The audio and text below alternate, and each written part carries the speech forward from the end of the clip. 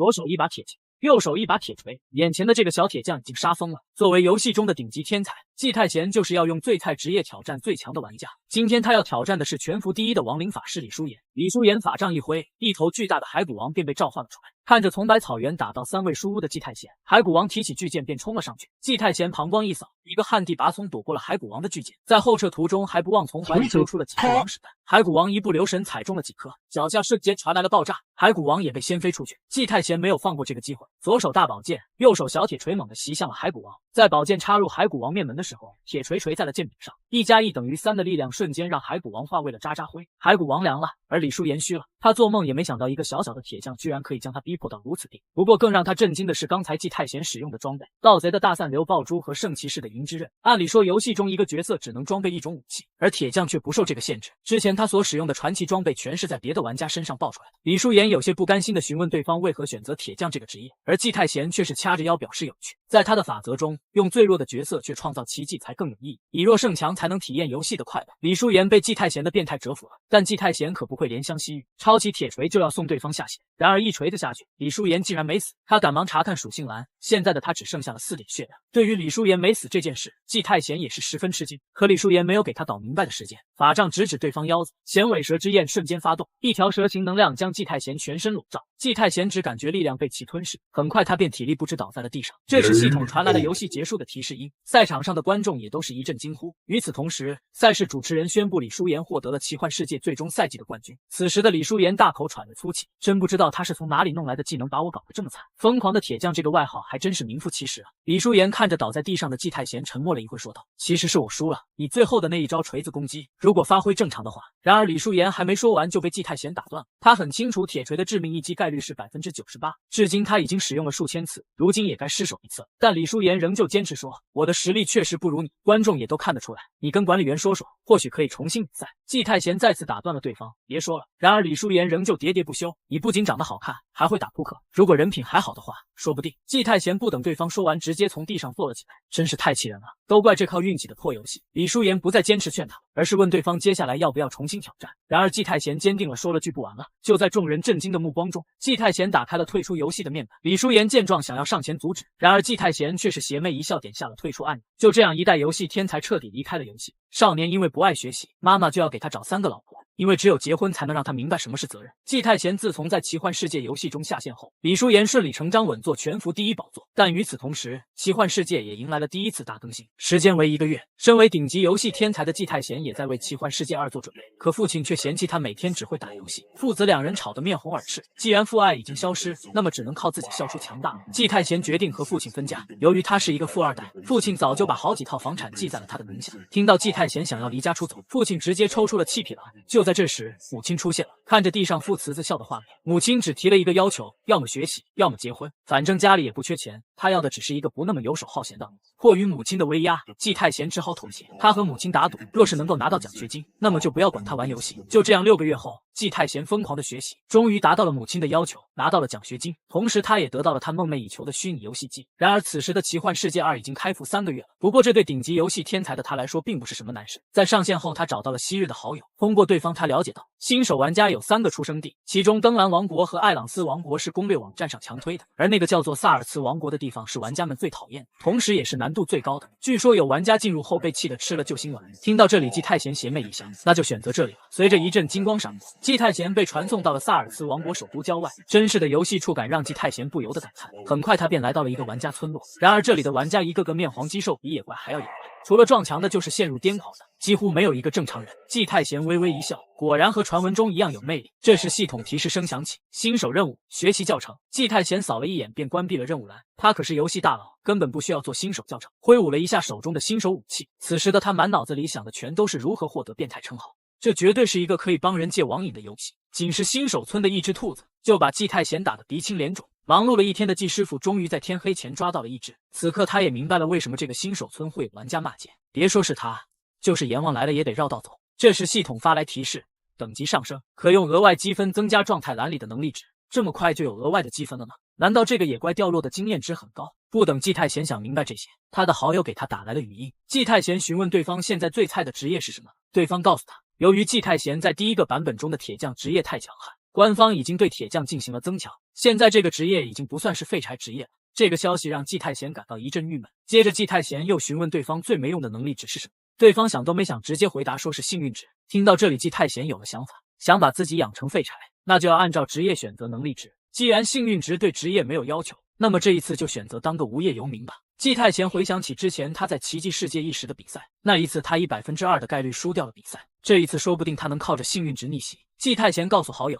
现在他已经想好接下来的路了。对方似乎猜到了他的想法，但一想到季太贤是一个比变态还要变态的男人，索性没有劝他，只是告诉他以后有事多联系，挂掉了电话。季太贤毫不犹豫地将5点能力值分配到了幸运上。至于游戏职业，那必须是无业游民啊！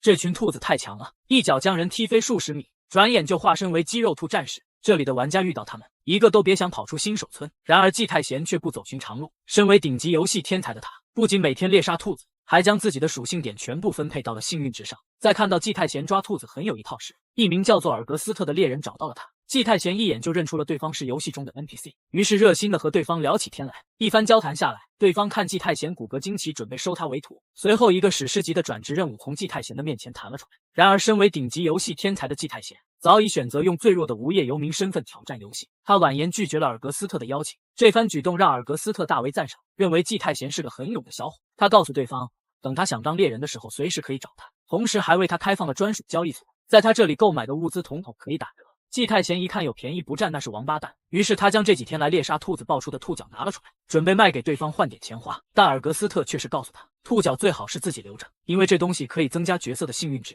听到这里，季太贤当场狼吞虎咽起来。看到这一幕，尔格斯特也是一脸黑线，你好歹弄熟了再吃。于是接下来的日子，季太贤开始抓兔子吃兔角，看别的萌新被兔子虐。这天季太贤一如往常的吃着兔角看别人打架，然而对面女玩家菜到极致的操作让季太贤都有些看不下去。他上前一把抓住兔子的拳头，你可愁死我了，他们不就是大1号的兔子，你干嘛闭着眼睛和他们打？然而话音刚落，兔子的另一拳直接打在了季太贤的脸上。装叉失败的季太贤当场要和兔子来一场男人间的拳击赛。在快速出拳 2.5 下后，季太贤不讲武德的抽出长剑解决了对方。这波操作直接把女玩家看傻了眼。之后两人通过交谈得知，女玩家名叫柳枝，原本她是要和同伴一起组队的，结果记错了新手村的名字，就这样被困在这里很多天。听到这，季太贤当场表示要带柳枝升级离开新手村。柳枝感动的差点当场现身，殊不知季太贤为了寻求游戏乐趣，特意选择眼前的这个萌新来当拖油瓶，增加难度。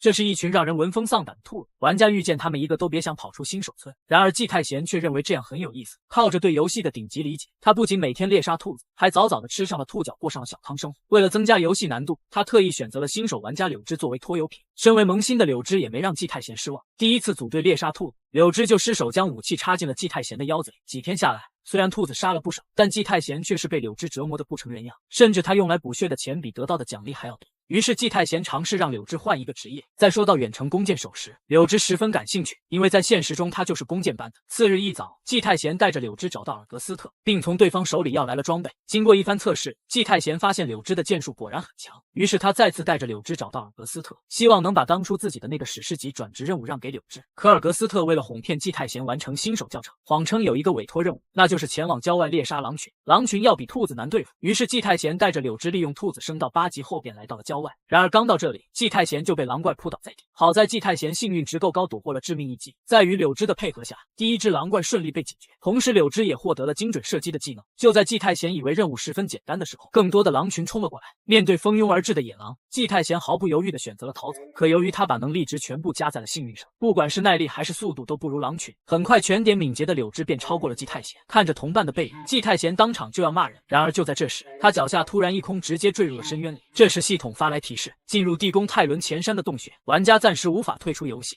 男人刚杀了一只哥布林，系统就弹出了一枚命运硬币，只要正面朝上，玩家攻击将提升2倍。就在刚刚，季太贤不小心踏入了隐藏副本，通过路标他发现这里是哥布林的老巢。他提醒柳枝，既然这里存在哥布林，那么一定会有陷阱。况且现在他们两人都没有选择职业，不像是盗贼那样拥有搜敌和探知的技能，只要难度系数再高一些，他们就找不到陷阱，所以一定要小心脚下。然而话音刚落，柳枝这个猪队友就率先踩中了机关。好在季太贤的幸运值够高，好几波攻击都是有惊无险的躲了过去。就在机关停下的时候，走廊的尽头出现了一群全副武装的哥布林。喂，你们是谁？转头看去，柳枝当场慌了神，手中的弓箭也不知道该先射哪一只。季太贤额头冒汗，他让对方先冷静下来。可话音刚落，一只哥布林率先冲了过来，季太贤直接被摁倒在地。此时的他极度怀疑人生，就算他没有加过力量，也不可能打不过哥布林吧？哥布林嘿嘿一笑，手中的长剑直接劈了下去。季太贤急速扭动身体，在躲过对方攻击的同时，一招回手掏使了出来，新手武器直接贯穿了哥布林的头颅。胜利，等级上升，获得技能幸运一击。在系统声响起的同时，一枚金色的硬币凭空出现在季太贤眼前，正面朝上，15秒内攻击力增加2倍，技能无需冷却。处于懵逼状态的季太贤还没搞清这是怎么一回事，硬币再次翻转起来，系统提示第2轮投掷，正面再次朝上，15秒内攻击力提升4倍，这到底是什么技能？季太贤无能狂怒起来。可回应他的却是系统的提示声，第3轮投掷，再次正面朝上，15秒内攻击力增加8倍。这时远处的哥布林也已经冲了过来，季太贤索性不去管硬币的事情，抄起武器就是一顿嘎嘎乱杀。哥布林大军俱是一团火，散是漫天息。一旁的柳枝已经看傻了眼，此时季太贤也明白过来，虽然他只有15秒，但这15秒他绝对是最硬的那一个。可怕的闪躲率，超乎想象的致命率，还有刚刚获得的新技能，看来这一切都归功于幸运。想通了这些的季太贤悠闲的在哥布林群中嘎嘎乱杀，对方的每一次进攻都被他轻松闪避，直到最后一个哥布林倒下，他奄奄一息的说道：“人类太强了，泰伦猎人，我要诅咒你！”因为怕倒霉，这个男人把属性点全点在了幸运值上。在击杀了一大波哥布林后，季太贤的等级疯狂提升，而他的幸运值此时也突破了500点。这时柳枝发现墙角处有一个宝箱，季太贤上前检查一番，发现箱子上锁，看来要完成这个隐藏副本才能开启奖励。而就在这时，柳枝从脚边捡起了一根铁棍，抱着试一试的态度，季太贤捅了进去，咔咔一声，箱子还真让他打开了，一把泰伦战士的长刀，一件泰伦战士的皮质盔甲，还有一柄泰伦战士的短刀。季太贤只选择了一把长刀，其他的装备全都给了柳枝。当柳枝将装备全都穿上时，系统触发了套装效果，穿戴后将受到泰伦市民的欢迎。这对于腼腆害羞的柳枝来说再合适不过。在做完这一切后，两人朝着 BOSS 的房间走去。此时的 BOSS 独自一人坐在宝座上打盹。季太贤告诉柳枝，这是霍哥布林，只是让他奇怪的是，他的周围竟然一个小弟都没有。思索片刻，季太贤决定独自一人上前应战。他很清楚，一旦开启对决，霍哥布林的小弟肯定会跑出来帮他，所以他必须要一击必杀对方。于是季太贤发动了幸运一击技能，硬币投掷出去，结果反面朝上。季太贤不信邪，疯狂的投掷硬币。身后的柳枝不知道季太贤在搞什么，赶忙上前查看。你在干什么呀？嘘！季太贤做了个噤声的动作，别说话，我在投掷硬币。此时系统声响起，正面朝上，15秒内攻击力增加16384倍，很好，攻击力增加到了14次方，这样应该足够了。季太贤放下心中的想法，端起武器朝 BOSS 走去。身后的柳枝差点笑出猪叫，季太贤的样子就像是实习了2年半的传菜生。季太贤让他小点声音，他可不想将 BOSS 手下引来。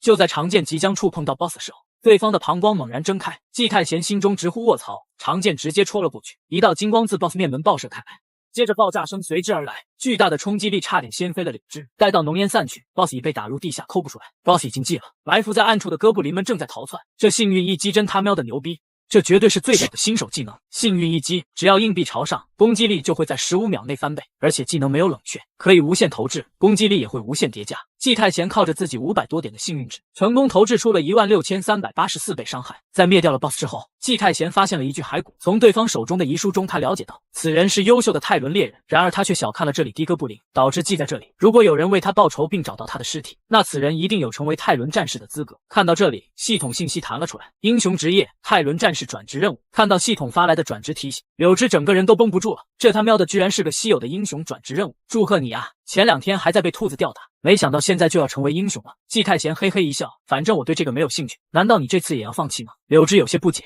但季太贤却是无所谓的表示他不想和泰伦扯上关系。他告诉柳枝，哪怕是传奇职业他也没有兴趣，他就是要用最菜的身份挑战最强的玩家。柳枝从没见过这么狂的玩家。季太贤语重心长地说道，这只不过是个游戏而已，虽然选择好的职业会变强，但我们在现实中已经活得够累了，如果还要被游戏绑着走，那玩家永远无法得到满足，他们在游戏中终将会成为装备和等级的奴隶。玩游戏是为了开心，没必要盲目地追随其他人选择的路，选择适合自己的方式，从中获取快乐才是最重要的。这一刻，柳枝突然感觉眼前这个整日吊儿郎当的男人竟如此有魅力。不过临走时，季太贤还是劝他选择泰伦战士这个职业，毕竟他的近战烂得一塌糊涂。画面一转，两人从地下城中走了出来，再回到新手村时，门口的尔格斯特差点不相信自己的眼睛。季太贤和柳枝刚走到对方面前，一连串的任务完成提示弹了出来，尔格斯特的好感度也瞬间爆棚。同样，季太贤作为柳枝的同伴，任务和奖励也得到了共享。尔格斯特一脸猥琐地凑到季太贤身后，老弟，捡肥皂吗？与此同时，在现实世界，刚刚放学的柳枝正拿着平板独自傻笑。喂，你在发什么呆呀？夏娜和诗颖是柳枝的同学，同时也在和他玩同一款游戏。柳枝笑着和两人聊天，他表示自己在做一个任务，等到任务结束就会去找他们一起。随后他询问对方玩的怎么样了。夏娜表示她选择了魔法师职业，现在整天骑着扫把你叉叉，而诗颖则表示她加入了裁缝工会，很快就能和峰峰一起踩缝纫机了。两人一同表示让柳枝尽快来艾朗斯王国。就在这时，柳枝家的司机来了，看着一脸开心离去的柳枝，夏娜和诗颖两人都有些吃惊。前不久他还因为选错出生的郁郁寡欢，但他现在好像特别开心。殊不知那个男人的出现已经让柳枝的心态发生了巨大的转变。这个男人太狠了，升级居然全点幸运值，将近1000点的幸运值让他瞬间欧皇附体，随手打造的一把武器就能引起游戏论坛的轰动。不仅如此，他还敲开了新手村寡妇的家门，从他那里学到了可以让人拥有增益属性的肉汤。于是季太贤过上了白天打兔兔，晚上摸兔兔的幸福生活。然而好景不长，很快新手村的兔子就被他杀光了，而且系统也不再刷新，这让季太贤感到十分失望。尔格斯特以为他对生活失去了耐心，上前安慰对方，可季太贤却是告诉他，他心疼的只是兔角，因为食用兔角可以增加幸运值。尔格斯特听后当场表示他可以帮他解决这个问题。随后他带着季太贤来到了自己的仓库，当初他把冒险家丢弃的兔角全都捡了回来，现在季太贤只需要使用猎人任务积分就能换取。就在季太贤狂吃兔角的时候，柳枝上线了，他着急忙活的找到季太贤，表示上次分开他们还没有加好友，在互相加了一下后，柳枝询问对方接下来有什么打算，季太贤也不知道怎么回答。新手村已经没有兔子可以杀了，柳枝表示他手上有一个任务，既然季太贤没有事做，不如和他一起组队。稀有任务，讨伐奥克。季太贤一眼看出了这是泰伦战士的任务，思索片刻，季太贤决定陪他走上一趟。两人连夜赶往了亚丁要塞。亚丁要塞坐落于萨尔茨王国国境南部的城池，它的西面是艾朗斯王国，南边是奥斯顿王国，所以讨伐奥克部落的任务刚刚出现，3个国家的玩家都以为这是一块肥肉，纷纷组队前往。然而当玩家们赶到亚丁要塞时，才发现当地的守军根本不想让玩家们进城，还扬言表示他们不需要艾朗斯王国娇贵的少爷和小姐帮他们守护要塞，但却不包括季太贤和柳枝两人。究其原因是柳枝和季太贤完成了泰伦战士任务，获得了当地人的好感。就在两人即将走进要塞时，一名领头的女玩家突然喊住了季太贤。画面一转来到晚上，柳枝自从进入要塞后一直闷闷不乐，他质问季太贤白天是不是看上了那名女玩家，为什么要帮助对方进入要塞。季太贤一边敲打着铠甲一边解释道，即便你是英雄，我是欧皇，我们也不可能完成这种正式任务，而那群玩家虽然很普通，但却是很成熟的团队，我们只有学习团队作战方式才能完成大型任务。那你为什么在这里用他们的装备提升铁匠技能啊？柳枝有些不解，你该不是从一开始就计划好了吧？这时白天的那名女玩家找了过来，你好，我叫陈夏莹，来自艾朗斯王国，是德梅尔女神的祭司，多亏了你我们才能进入要塞，而且你还主动帮我们修理武器和护具，我一定会好好感谢你8辈祖宗的。柳枝低着头一言不发，季太贤则表示这都是互惠互利的事情，没必要放在心上。陈夏莹继续开口说道，话说回来，你们收到百夫长的任务了吗？我们打算天黑之后再去侦查一番。听到这，季太贤来了兴趣，是吗？既然如此，那我们也去。在游戏中把幸运值点满是种什么体验？季太贤本想去 NPC 那里接一下侦查任务，结果却触发了秘密任务，稀有任务，消灭奥克部落。百夫长莫名很信任你的实力，他认为你可以独自击退奥克部落，如果辜负了他的信任，要塞的居民会很失望。在看到任务详细介绍时，季太贤老血吐了2.5升，我就是想去凑个热闹，你他喵的让我独自干掉他们。然而还不等他吐槽完，对面的 NPC 直接欣然帮他接下了这个任务。画面一转来到要塞郊外，陈夏莹正带领着他的团队清理奥克部落的怪物。这时季太贤骂骂咧咧地从他们身边走过，开什么玩笑，想要消灭一个种族就一定会发生团战，仅凭我们2个人怎么可能完成？季太贤一边抱怨一边砍杀奥克，短短的一会功夫，他们手上就多出了好几个奥克头颅。远处陈夏莹的团队已经惊呆了，陈夏莹上前和季太贤打招呼，希望他能把奥克的头分给他一点，因为他们的任务需要上交这些东西。季太贤毫不在意地表示让他们随便拿，毕竟他的任务不需要上交这些。旁边的人看着季太贤砍杀奥克就像是切豆腐一样，纷纷开始议论他是什么来头。就在众人还在吃瓜的时候，一个老六悄悄潜伏在山坡之上，突然他纵身一跃，一斧头直接砍在了一名玩家身上，被击中的玩家瞬间下线，这让陈夏莹几人直呼卧槽。老六咧嘴一笑，嘿嘿，又干掉一个，把你们收集到的脑袋全都交出来，不然。老六一斧子指在一名玩家面前，陈夏莹被这一幕惊得慌了神。虽说刚才是偷袭，但对方却能一击秒杀身为盗贼的上军哥哥，这就说明对方是一名成熟的 PK 玩家。豆大的汗珠从陈夏莹的额头上冒了出来，就在老六准备继续威胁的时候，一个手指从他背后戳了戳。PK 吗？真是怀念啊！老六膀胱一扫，你是谁？给我滚开！老六娇躯一颤，气势全开。季太贤急速后撤，与其拉开距离。而就在这时，老六将手中的战斧投掷了出去，技能制斧术，范围广可追踪，可对敌人造成伤害出血。旋转的斧子急速驶过，但季太贤却是轻轻一歪脖子就躲了过去，还十分轻蔑地表示刚才飞过去的是大黑耗子。老六气急败坏的再次抽出武器冲了过去，结果还是一样，刀刀未命中。老六已经被这一幕搞得开始怀疑人生了。而就在这时，季太贤手中金光大盛，让我来教教你怎么使用技能。幸运一击，正面朝上，成功叠加12次，一道耀眼的金光在老六膀胱中闪过，他蜷缩着身子发动了钢铁的决心。在这个技能的加持下，他的防御属性大幅提高。然而开了挂的季太贤却是不以为然，剑芒如针直接贯穿了老六的身体。系统提示：玩家已死亡。男人因为害怕倒霉将幸运值全部点满，结果引发了游戏中的欧神附体。就在刚刚，季太贤使用幸运一击秒杀了一名老六，却引来了他的同伴老八。老八使出一招秘制小汉堡朝季太贤打了过去。就在他准备发射第二枚的时候，一发箭矢直接贯穿了他的手掌。出手的正是季太贤的跟班柳枝。这时季太贤也从火光中走了出来。老八一脸震惊：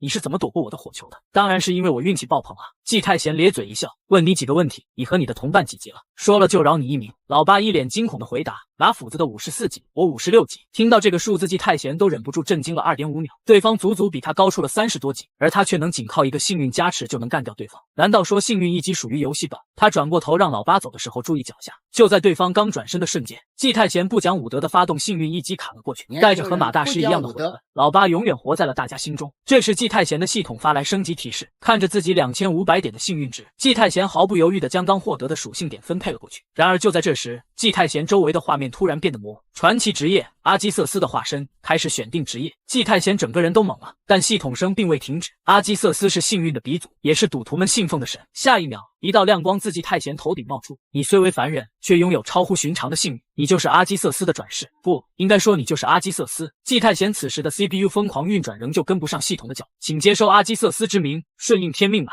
数道魔法阵组成的光柱直接轰击在季太贤身上，系统疯了吧？哪有强制别人选择职业的？季太贤不停地在取消按键上点击，然而没什么卵用，光芒闪过，季太贤虎躯一颤，索然无味。柳枝一脸担忧的上前询问对方情况如何。季太贤一脸呆滞的说道：妈的，这破游戏不玩了，我不再是自由的无业游民了，我现在拥有了传奇职业。被老妈逼着玩游戏是种什么体验？季太贤因为点满了幸运值，被系统强制分配了职业，这让他失去了玩下去的动力。就在他下线后无所事事的时候，老妈找到他，语重心长地表示支持他成为一名职业游戏玩家。可此时的季太贤已经失去了玩下去的动力，他表示自己只不过是随便玩玩。老妈听到这里当场就不乐意了，既然是随便玩玩，那就不要投入这么多精力。他给了季太贤2条路，要么成为职业玩家，要么成为游戏主播，而且还要每天汇报游戏过程。在母爱的光辉下，一切的挣扎都是徒劳。季太贤重新坐回了游戏舱，当他再次进入游戏，一个又大又圆出现在了他的眼前。对方表示已经等他很久。这下不仅是季太贤傻了，就连一旁的柳枝也是一脸懵逼，抓着季太贤的脖子就要问清楚这个嘎娃是谁。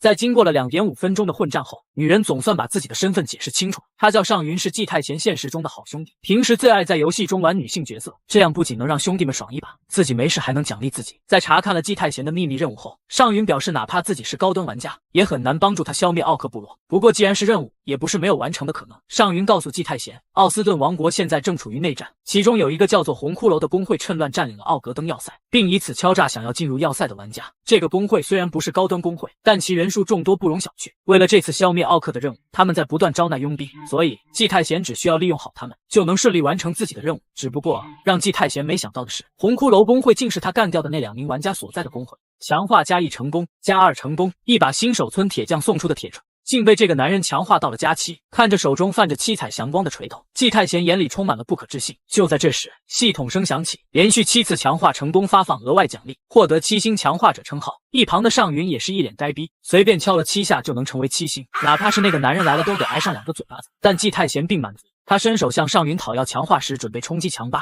上云劝他不要不知足，因为获得7星强化者称号，那就意味着他是全服首个强化成功的玩家，也就是说开服以来加7已经是最高了。然而季太贤却是笑着表示无所谓，因为他可是拥有欧神附体的男人。就在上云打算继续和他理论的时候，屋外传来了阵阵喊杀声，两人迅速来到墙头，在陈夏莹口中了解到红骷髅公会已经抢先行动，和奥克部落打了起来。看着即将被攻破的奥克部落，季太贤心生一计。与此同时，红骷髅公会的会长也下达了总攻命令，只不过他的打法是自损1000伤敌800，弓箭手无差别的发动了箭矢，完全不顾场下混战的友军。系统的警告声不断在红骷髅会会长的身边响起。他不讲武德的行为让他迅速成为了红名，不过他并不在乎这些，他要的只是流量和点击率，只有这样才能不停制造话题，让红骷髅工会更上一层楼。此时奥克组长也绷不住了，直接发动了战斗，高喊加入了混战。在看到 BOSS 的那一刻，红骷髅工会的老六组合瞬间发动了组合技能，数道带有诅咒和衰弱属性的 buff 直接叠加在了 BOSS 身上。红骷髅工会会长大喝一声，抽出了腰间的宝剑。而就在这时，一名哭丧着脸的小嘎嘎拉来了 NPC， 百夫长大人，就是他，他偷走了我所有的装备。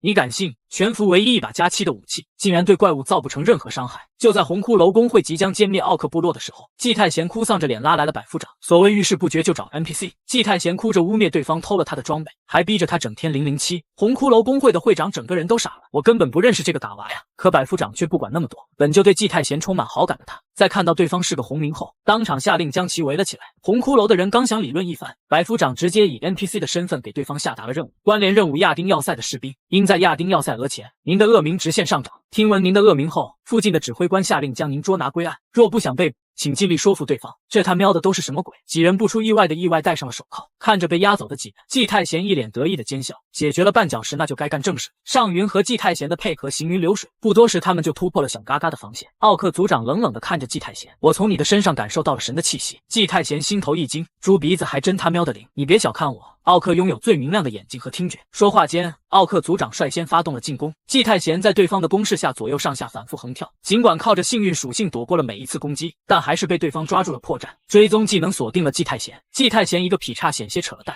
就在奥克组长准备下一次追踪的时候，季太贤旱地拔葱发动了侧身攻击，幸运一击5重叠，长剑插在对方的铠甲上滋滋冒烟，但却没有造成任何损坏。奥克组长一脸得意的大叫起来：区区一个人类，还妄想刺破我的铠甲！见长剑没有作用，季太贤直接从腰间掏出了铁锤，七星武器，今天就让我看看你的威力。下一秒，季太贤如拿到了篮球的击，直接飞奔过去，幸运一击7重叠，小铁锤咔嚓一声敲在了对方斧子之上。2.5秒后，一道细微的裂纹瞬间弥漫开。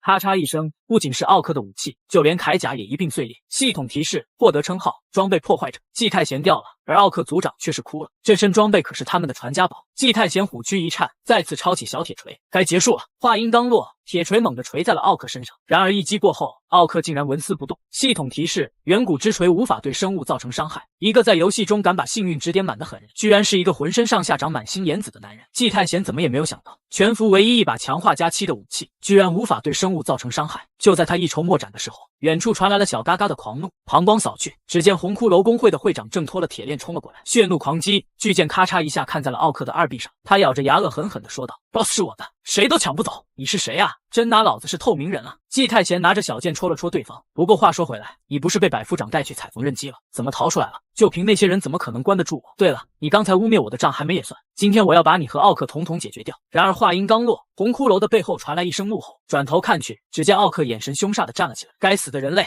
今天我要杀了你们！而就在这时，系统提示：讨伐奥克任务进入第3阶段。狂怒的奥克直接一拳砸向了红骷髅，红骷髅被打飞数米。就在奥克准备发动致命一击的时候，季太贤直接一剑刺了过去，偷袭得手。奥克大组长的儿子卡扎克死亡。季太贤贱兮兮地向红骷髅表示感谢。系统提示：玩家升级，获得奥克族村庄的地图，获得残缺的盔甲碎片，获得奥克重型战斧。你与奥克大部落结仇，获得称号奥克的仇敌，成为全服首位获得此称号的玩家。各项能力值提升时，季太贤懵逼了，费劲巴拉干掉的居然只是族长的儿子。而就在这时，系统任务也发生了变化，防备奥克族长的报复。就在季太贤思考对策的时候，远处传来一声怒喝：天呐，族长大人，这他喵的谁干的？季太贤顿感不妙，立马指向红骷髅：是他就是他，你看他还踩着你们族长呢。红骷髅整个人都傻了，被连续污蔑了2次。然而不等他做出解释，之前冒出的那个老头当场放出狠话，表示奥克部落不会放过他。说完他便消失在了原地。红骷髅气得咬牙切齿，当场血怒全开。然而他又怎会是幸运大师季太贤的对手？不出2.5秒就领了盒饭。与此同时，季太贤讨饭奥克的秘密任务顺利完成。因为怕倒霉，这个男人将属性点全点了幸运，结果被系统强制转职为欧神。完成了亚丁要塞的任务后，季太贤又闲了起来。这天，季太贤一如往常的在郊外卧草，一个留着不是中分酷似中分的男人找到了他。季太贤以为对方是名练习生，挥挥手准备打发对方离开，结果却触发了系统任务，职业任务阿基瑟斯的化身。原来这个中分是阿基瑟斯的信徒，于是季太贤决定跟随这个 NPC 去完成任务。但由于季太贤的任务地点是阿塔利王国，与柳枝的职业任务地点不同，所以两人暂时告别。季太贤坐上了信徒带来的小马车，然而走了没多久，系统就发来警告，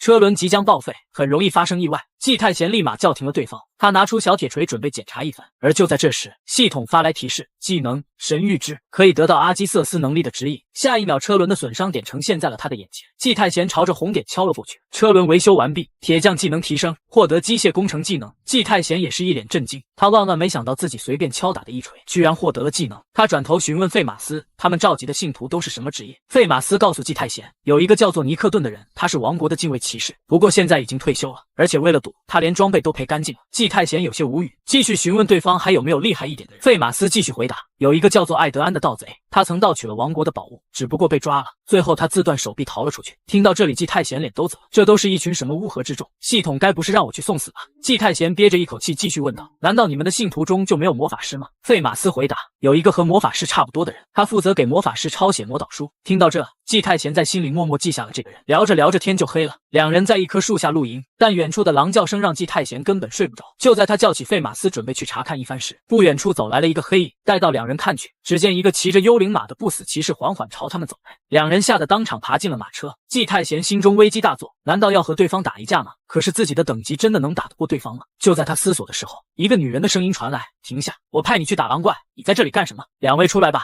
已经安全了。季太贤有些懵逼的探了探头，难道是高级魔法师召唤的骑士？不过既然能召唤出幽灵骑士，至少也是排行榜上的玩家，那么他到底是谁呢？就在季太贤还在疑惑的时候，女人缓缓走向了两人。当看到对方的那一刻，季太贤直接懵了，因为那个女人正是奇幻世界一中和他决战的李舒言。玩游戏只加幸运能干什么？能够获得100%躲避敌人攻击的能力，强化装备也可以无限提升成功率，而且最重要的是，他可以转职成为游戏中的神。季太贤在成为阿基瑟斯的化身后，得到了一群赌徒信徒，费马斯将他带到了城里，并引荐了另一名赌徒尼克顿。费马斯告诉季太贤，他既然是阿基瑟斯的化身，就必须要先培养神力，获得全能。他一脸认真的恳请季太贤建立教团，吸引更多的信徒，但季太贤并不感兴趣。两名小嘎嘎并不死心，他们告诉季太贤，在很久以前就出现过阿基瑟斯的化身，而且他们在古迹中还发现了预言，上面记载了上一任化身所使用的全能。不管怎么说，季太贤作为化身都必须要先找到全能，虽然过程很艰辛，但两人都表示会衷心的协助他。季太贤还没做出反应，系统声就响了起来，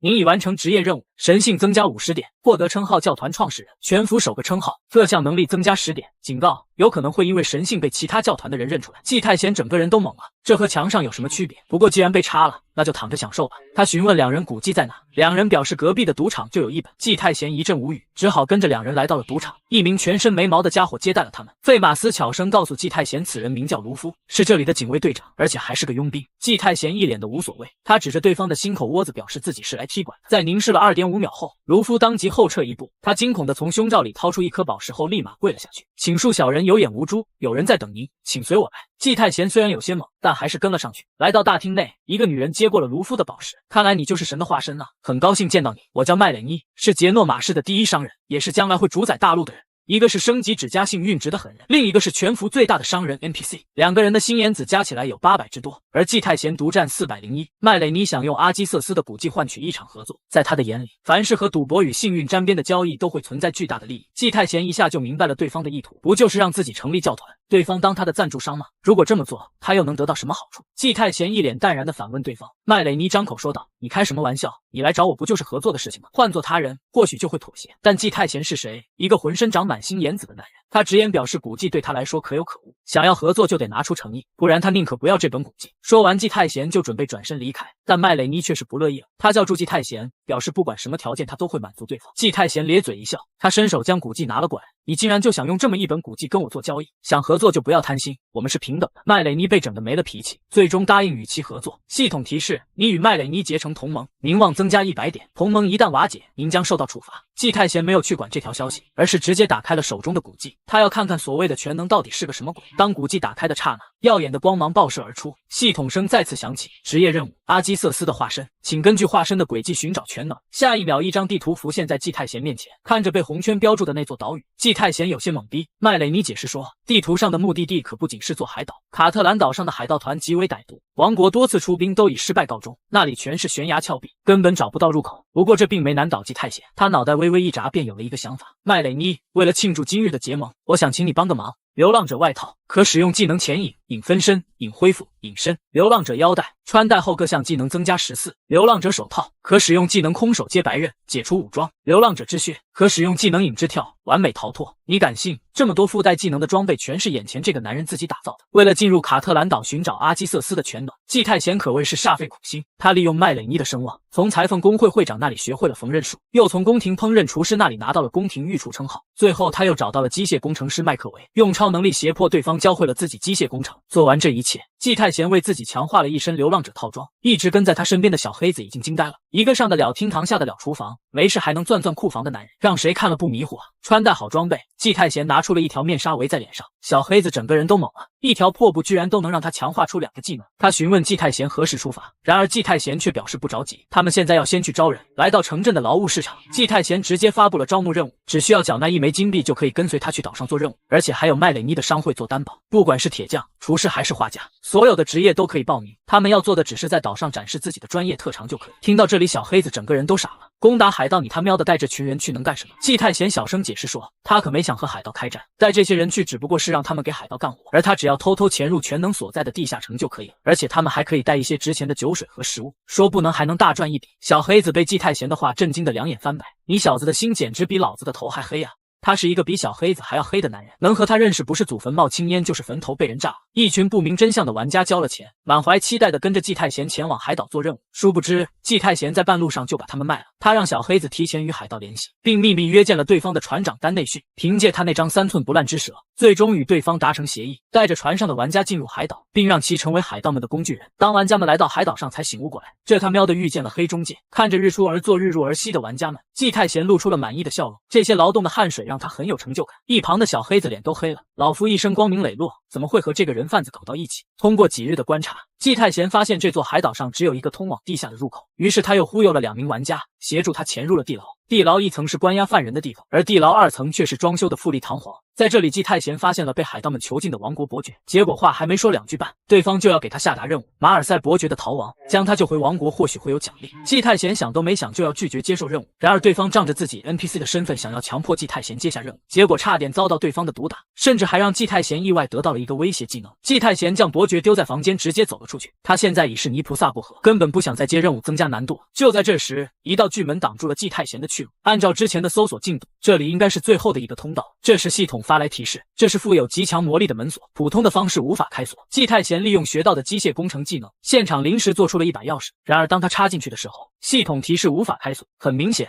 这把锁具有魔力属性，能够识别出真假钥匙。看来要想进入这里，他只有去寻找真正的钥匙了。要想游戏玩得好，辅助职业少不了，这就好比做鸡一样，想要成为鸡哥，你不仅要会唱跳，还得学会打篮球。就在季太贤还在为寻找钥匙事情发愁的时候，小黑子找到了他，表示海盗团的团长丹内训要见他。在看着丹内训打完第8套广播体操后，对方表示这段时间季太贤干得不错，为了表示诚意，他希望继续合作，并允许他们通行。季太贤点头哈腰的表示谢谢，毕竟对方是自己的大金主。就在他以为没事准备离开的时候，丹内训再一次叫住了他。他听说季太贤的厨艺不错，季太贤也是一脸懵逼，自己不是带了厨子来了吗？丹内训告诉对方，他带来的那群厨子技术根本不过关，就连烹饪出来的烧鸡都会打篮球。从他们那里，他听说季太贤是宫廷御用厨师，所以他希望季太贤能够满足他的味蕾。话音刚落，系统的任务提示就发了过来。季太贤黑着脸，这届的 NPC 简直比练习生评委还要难伺候。一旁的小黑子本以为季太贤不会理会这个任务，谁料对方竟当场接了下来，而他也被迫成为了季太贤的助手。殊不知这正是季太贤计划中的一环。他告诉小黑子，他们要为海盗们做一碗好喝到升天汤。小黑子一脸冷汗，你该不是要下毒吧？万一被发现我们就完了。季太贤阴沉着脸表示，在食物里下毒简直就是厨师的耻辱。他要做的是在饭菜里下安眠药。他相信地下2层入口的钥匙一定在丹内训身上，他只要在混有安眠药的汤里加入让人上瘾的阿哈克根精汁，等到药效发作，他就可以肆无忌惮地在房间里搜寻钥匙。季太贤的计划很成功，丹内训自己一个人就喝了一大锅。待到药效发作，季太贤便开始在房间里搜寻起来。一番查找，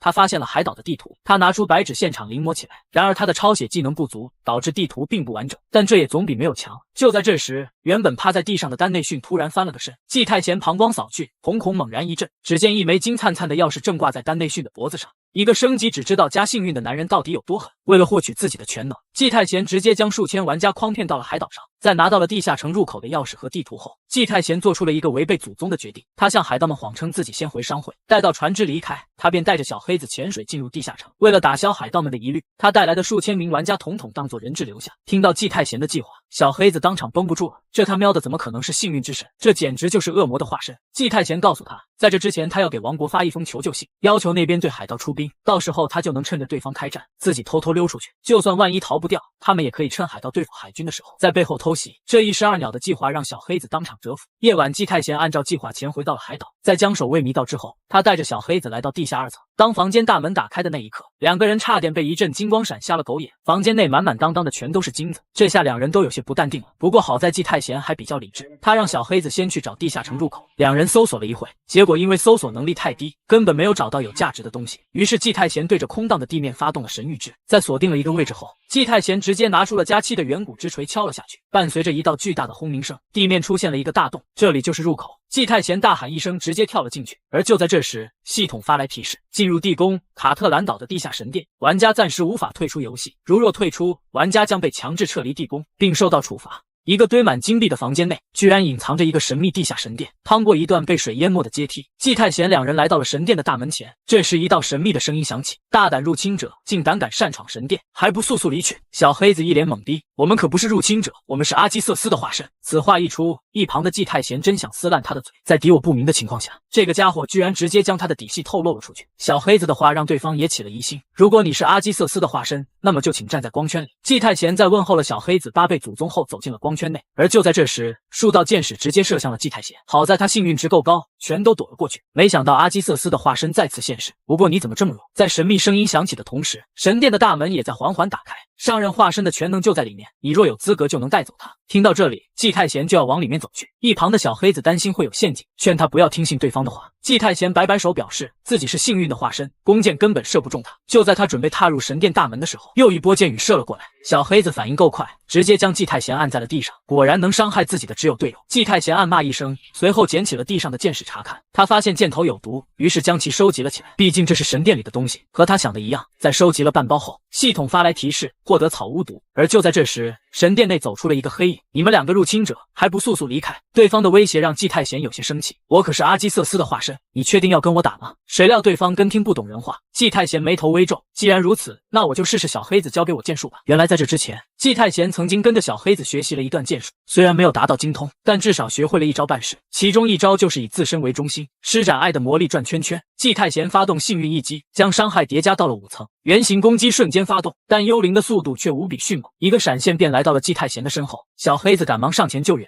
但仍旧无法伤及对方。就在这时，幽灵发动了技能死亡寒气，小黑子怒喝一声，直接将季太贤护在身后，一个圆形护罩将其笼罩。寒气过后，小黑子挡下了对方的攻击，但季太贤却是吃满了伤害。刚才的防护罩根本没把季太贤笼罩进去。拍了拍身上的寒霜，季太贤转身就开始在背包里摸索起来。小黑子一脸疑惑地询问对方在干什么。季太贤不紧不慢地说道：“我好像想起了一件装备可以对付他。对方应该不是活人吧？”说话间，季太贤掏出了加7远古之锤，在看到散发着七彩祥光的小铁锤时，幽灵的眼睛里瞬间笼罩着恐惧。一把平平无奇的小铁锤，竟然让凶名赫赫的幽灵战士露出恐惧之色。季太贤本以为这把全服唯一一把加7武器是个鸡肋，却没想到他居然是鬼怪可信。一锤子下去，幽灵战士发出一声惨叫，顿时消失在了原地。一旁的小黑子直呼卧槽，这特喵的简直就是神器啊！季太贤一脸得意，然而帅不过3秒，更多的幽灵战士蜂拥而至，两人震惊之余赶紧展开防守，然而双拳难敌4脚。很快季太贤这边就有些吃不消了，而且他还中了亡灵的诅咒，导致各项属性急速下降。季太贤一看这样下去不是办法，他把小黑子叫来身边，从裤裆里掏出一枚手榴弹便丢进了幽灵群众。一弹之威不如斯，你疯了吗？万一这里被塌了怎么办？小黑子被这爆炸吓得趴在了地上。季太贤龇牙一笑，表示无所谓，谁让他的幸运值够高呢？就在这时，更多的幽灵围了过来。季太贤撇下小黑子，直接发动了隐身技能。小黑子整个人都蒙圈了，他撒开腿就跑了出去。在逃跑的途中，他听到了季太贤的话：“我这样做都是为你好，他们只是守卫这里，你只要跑出神殿，他们就不会去追你了。”一路骂骂咧咧的跑出神殿，大门也在这一刻随之关闭。回头扫了一眼，小黑子仍旧心有余悸。虽然他很强，可他一个人要怎么做呢？就在季太贤独自完成卡特兰岛任务时，现实中的游戏公司已经炸了锅，游戏策划连夜赶回公司。自从季太贤进入游戏，已经给他们惹出不少麻烦了。新手村的兔子被杀的到现在都不敢刷新，这次更是诓骗了数千玩家来做这个卡特兰岛传奇任务。看着后台面板上的各类数据，策划表示这次应该不会出现 bug。虽然他很佩服季太贤的勇气和智商，但卡特兰岛这样的传奇任务，即便是有逆天的武器和装备，在不和英雄级别的玩家组队的情况下，他应该只能止步于此了。说着说着，策划的膀胱猛然一震，这家伙要干什么？武器编号4444，那个东西怎么会出现在这里？那是亡灵战士掉落的装备。游戏策划顿时慌了，他让技术人员赶紧查看游戏日记，要知道那件可是还未进行测试的装备。技术人员一脸苦逼，组长，上面显示这也受到了幸运值的影响。与此同时，季太贤手持一把散发着黑色气体的断剑，英雄级装备亡灵战士之剑，可使用技能亡灵化，亡灵的诅咒。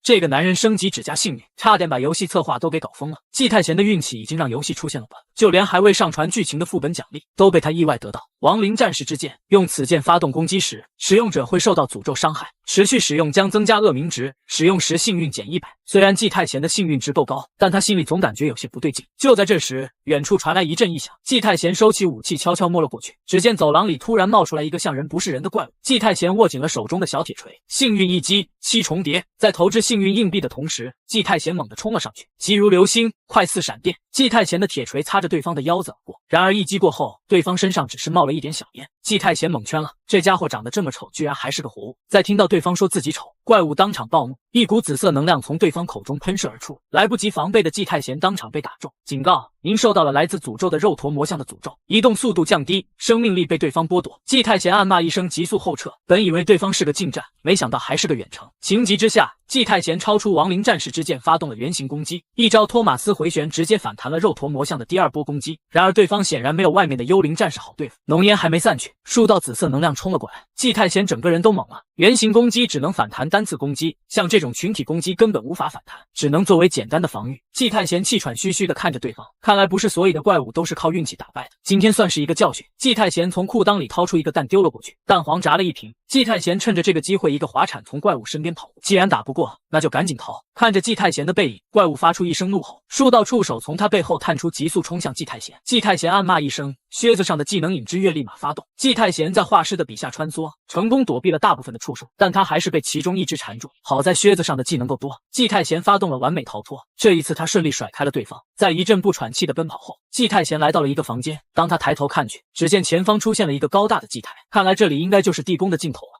这个男人赌上了一切，只要爬上眼前这座神秘祭台，他就能获得幸运之神的全能。季太贤收起犄角爬了上去，然而才爬了 2.5 个台阶，一个神秘的声音响了起来：来者何人？敢踏入神圣之地？若不是继承者，那就速速离去，如果不离开，你就要接受考验。季太贤龇牙一笑，来都来了，傻子才会离开呢。一溜烟窜上了祭台。季太贤发现这里只有一个卷轴，不用说，只要拿走必定会触发机关。季太贤掏出一个蛋放在祭台一边，倘若有机关，那就以蛋还蛋。做完这一切，季太贤直接将卷轴拿了起来。系统提示：获得阿基瑟斯的全能，神性增加150点，名望增加150点，各项能力值增加5点。职业任务已完成，您的名字将被个神殿组织起。随着手中的卷轴金光大盛，系统声再次响起：神性全能技能升级，神的品格技能升级，获得职业技能召唤神兽，获得全能，您已被公认为阿基瑟斯唯一化身。系统声刚刚停下，警告声再次袭来，古神亡灵正在苏醒。一连串的声音还不等季太贤消化干净，爆炸声轰然响起，一股强大的冲击波直接将季太贤从祭台处打飞到了神殿门口，他疼得龇牙咧嘴。而就在这时，一个巨大的亡灵出现在了他的眼前。化身的继承者，你终于来了，看到你我很高兴。作为浑身长满星颜子的男人，季太贤深知此地不宜久了，他赶忙站起身来，扭头就走。既然见到了，那就没我的事了，告辞。说罢，季太贤就要脚底抹油撒腿就跑，下一秒亡灵直接封住了他的去路，即便你拿到了全能，也无法规避考验。现在我正式告诉你，快来打败我吧！季太贤脑袋微微一猛，打什么打？老子读春秋的。说话间，季太贤直接引爆了藏在祭台上的那枚炸弹。就在他想趁乱逃走的时候，神殿的大门处突然出现了一个身影。只见那个像人不是人的家伙追了过来，季太贤根本没有理会对方，撒开脚丫子就跑了出去。于是，一人一兽和一鬼在神殿里追逐了起来。与此同时，还在神殿门外等待的小黑子已经开始有些焦急了。突然，大门轰的一声，只见季太贤以100米2.5秒的速度冲了出来。在看到对方身后的2个怪物时，小黑子脑袋轰的炸开。2个人费劲巴拉的逃出了地下城。然而当他们爬出洞口的时候，负责看守地牢的守卫已经在这等候多时。原来那个伯爵嫌弃季太贤不救他，偷偷向守卫告了密。就在众人剑拔弩张的时候，身后突然传来一声爆炸，只见那只亡灵竟挣脱了地下城的束缚爬了出来。前有 NPC 守卫堵路，后有副本 buff 追兵，面对如此困境，这个男人果断选择了开溜。可前脚刚刚迈出山洞，后面就出现了塌方。更要命的是，塌方造成的动静还引来了岛上的其他海盗。看着悬崖上丹内训带来的数千海盗，季太贤的大脑飞速运转。然而还不等他想到对策，身后传来了一个男人的声音。只见浑身只剩一条遮羞布的伯爵从废墟里爬了出来。你们两个现在快把我送回王国吧！此话一出，季太贤哪怕是跳进黄河也洗不干净了。就在季太贤思考要不要干掉伯爵的时候，对方竟裹着遮羞布奔向了丹内训，嘴里还大喊都是季太贤逼他的。季太贤暗骂一声，扭头就跑。海盗们在山上追，季太贤在地上飞。很快他们就被一阵箭雨逼到了一块石头后面。小黑子提醒季太贤，你手里不是还有阿基瑟斯的全能吗？季太贤恍然大悟，准备拿出全能试一试。然而伯爵却又在这时冒了出来。为了不让对方再坏自己的事，他强迫对方含泪写下一段话：本人马尔赛伯爵一定会回报季太贤的救命之恩，若有违背，我就是名誉扫地一无所有的废物。与此同时，丹内训直接下令让手下去捉拿几人。然而就在这时，平地一声响，亡灵竟突破地下城，直接冒了出来。丹内训膀胱一紧，这他喵的是什么牛马？另一边的季太贤振臂高呼：亡灵，我就知道你一定能追过来！这波反向操作直接把亡灵给整懵逼了。季太贤对着亡灵说道：快准备抵御魔法，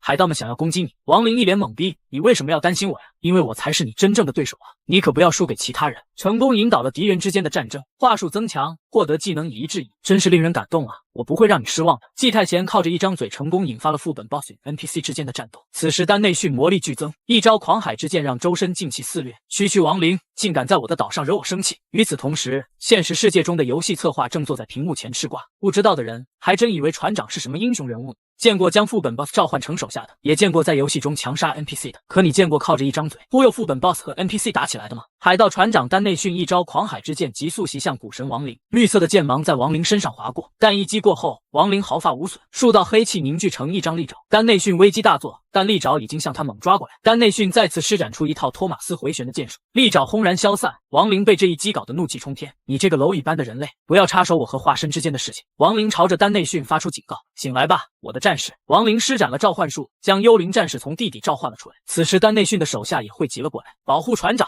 下一秒，幽灵战士便与海盗军团交锋到一起。另一边，季太贤带着小黑子一路鞭打着伯爵逃路，他必须抓紧时间赶回商船，将求救信号弹发射出去，不然他这次根本没有逃出去的可能。此时的商船已被海盗控制，一名小嘎嘎焦急地跑了出来：百兵队长，出大事了！船长正在和恶魔战斗。然而话音刚落，季太贤直接从他身后给了他一板剑。百兵队长一脸诧异：你们是怎么突破重围的？季太贤用一招圆形攻击回应了对方。百兵队长被季太贤摁在地上疯狂摩擦，而他的恐怖值也在疯狂上涨，获得恐吓技能额外奖励，获得技能威压。季太贤邪魅一笑：谁要是敢过来，下场就和他一个样。小嘎嘎们惊恐地丢掉了武器，纷纷弃船而逃。在赶走了海盗之后，季太贤发射了信号弹。然而就在他准备开船离开的时候，远处传来一阵喧闹，转头看去，只见丹内训正带着手下疯狂地朝自己这边跑来。季太贤一阵无语，肯定是刚才的信号弹让对方发现了。他随手将阿基瑟斯的全能拿了出来，不管了，本来我是打算离开海岛再使用的，现在就听天由命吧。季太贤将卷轴高高举过头顶，一道金光直逼天际。系统提示：召唤神兽，请问您要使用多少幸运值？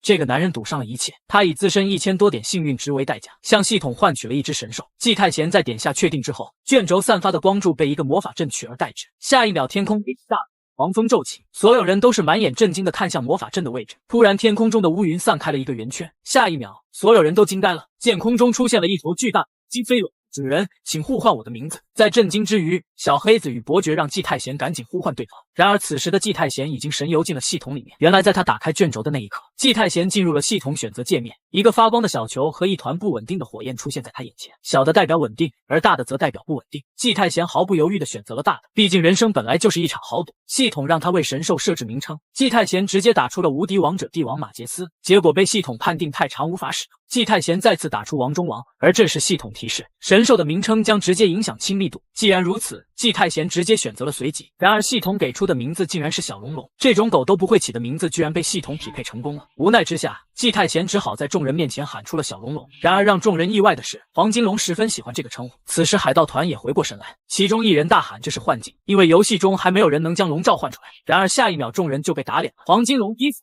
这里还真有不少不知死活的人类呢。一道金光在他口中汇聚，众人被这气焰给迷了眼睛。下一秒金色光柱直逼众人，轰隆一声，海盗团的大多数人就已经葬身火海。火光还未散去，季太贤傻了眼，接下来黄金龙便展开了无差别的攻击，整座卡特兰岛全是滔天的火焰。直到最后一刻，整座岛上参与战斗的就只剩下了丹内训一人。他恶狠狠地盯着季太贤：“你到底是什么人？竟然可以召唤巨龙？”季太贤没有犹豫，单手一撑便跳下了船。现在的他已经没了力气，这时候和他打，我一定会赢。这个男人刚用1000点幸运值和系统换取了一头黄金龙，转过头就跟游戏 NPC 打了起来。季太贤本以为刚刚被火烤过的丹内训实力大损，却不料对方竟然背后偷袭，一套闪电5连鞭直接锁住了季太贤的手腕。就在两人展开极限拉扯的时候，系统的警告声响起，丹内训使用了海盗的诅咒，此诅咒无法躲避。季太贤大骂一声不讲武德，急速扭动身体开始闪避，在躲开了丹内训的2波剑刃攻击后，季太贤直接发动了致命一击。然而他的剑法还不如他的厨艺，丹内训直接一鞭子将他甩飞出去。随后他发动了海浪连环攻击，季太贤来不及躲闪，直接中招。然而就在他查看属性面板的时候，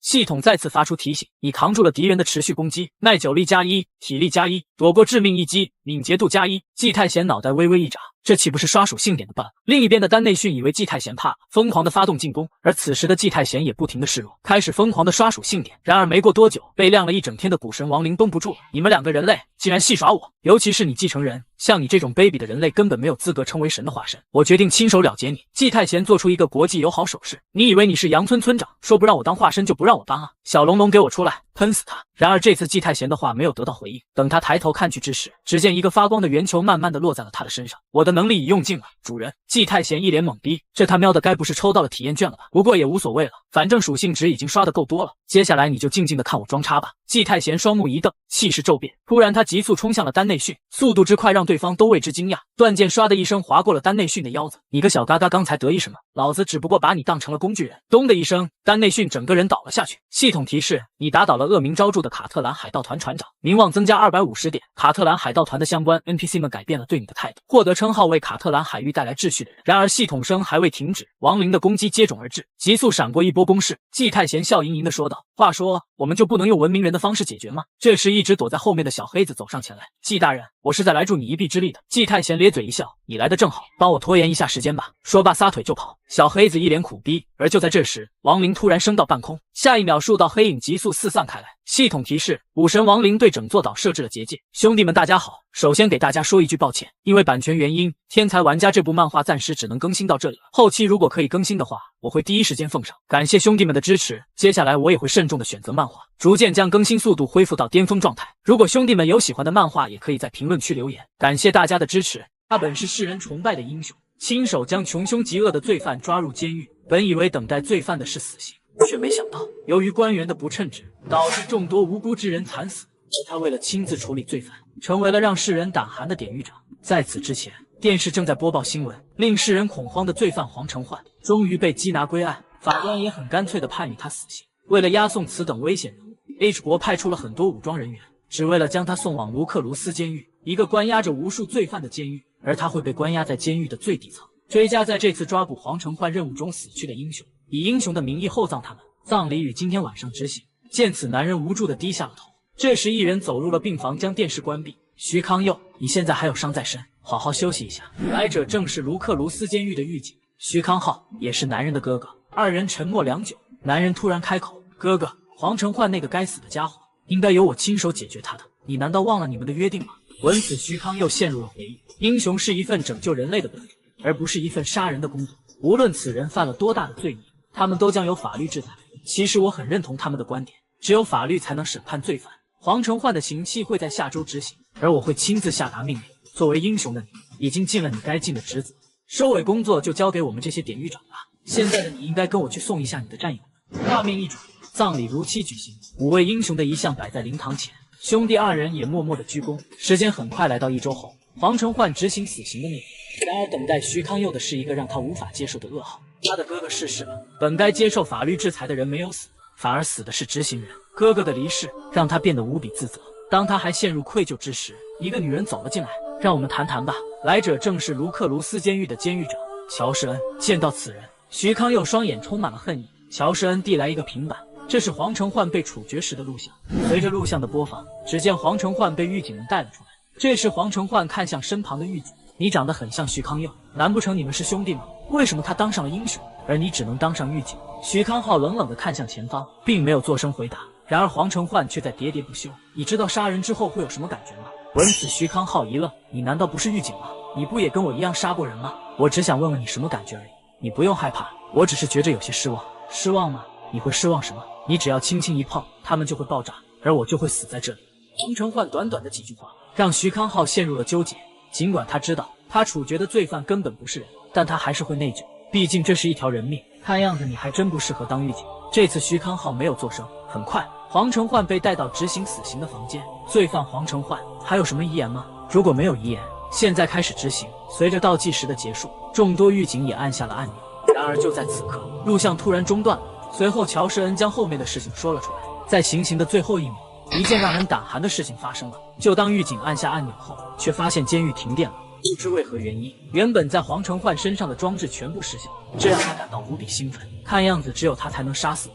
刹那间，一股白色的蒸汽席卷房间。狱警们听到声音后连忙趴下躲闪。狱警连忙使用对讲机汇报了当前的情况。然而就在这时，一只手掌落在其肩膀上。只见黄承焕出现在其身后，死死地盯着他。还没等狱警做出反应，狱警浑身开始溃烂浮肿，砰的一声炸响，骨肉分离。随后黄承焕走到徐康浩身前，看样子你是他的哥哥。徐康浩抽出武器准备反抗，然而对方仅仅将手掌抬起，便见徐康浩的手臂如同麻花一样被拧断。看样子我说了正确的答案。徐康浩强忍着疼痛继续拿起身旁的武器。你必须要接受法律的审判，你这个该死的怪物。只见黄承焕再次抬手，徐康浩的肉身便消失在原地。看样子我还要找到徐康佑才能知道答案。此刻的徐康佑浑身上下充满了杀气。现在的你应该知道事情的真相了。一次神秘的电磁脉冲攻击解除了所有楼层罪犯的控制。幸运的是罪犯没有逃出来，但许多狱警却与囚犯关在一起。闻此，徐康佑杀意更浓了一分。究竟是谁攻击的电磁脉冲？我已经派人调查了，目前还没有结果。我很抱歉在葬礼上跟你说这些，但目前我也毫无办法。能否请你帮忙镇压卢克卢斯监狱的暴乱呢？这当然没问题，但是我有一个条件，你必须答应。我的战友跟我说，英雄的身份是救人，但听我哥说，狱警是可以通过法律审判罪犯的。那么从我踏入监狱的那一刻起，我的身份是狱警，而不是英雄。与此同时，徐康佑已然来到监狱门口。垃圾们，你们好，我是新上任的狱警徐康佑。看到徐康佑的出现，众多犯人们感到无比奇怪，这家伙不是英雄吗？为什么会出现在这里？随即罪犯们便换了一副面容。能在这里遇见你，真是太让人兴奋了。徐康佑看着袭来的罪犯并没有动身，只是单手握拳开始蓄力，随后便对着面前罪犯挥出一拳，仅仅只靠拳风便将罪犯的身体洞穿。很快，所有上前的罪犯全部被徐康佑打飞。看到这一幕，所有人无一不胆寒对方的手段。在场的垃圾们，全部给我听好了，在上面的要求下，从1层到5层全部由我来接管。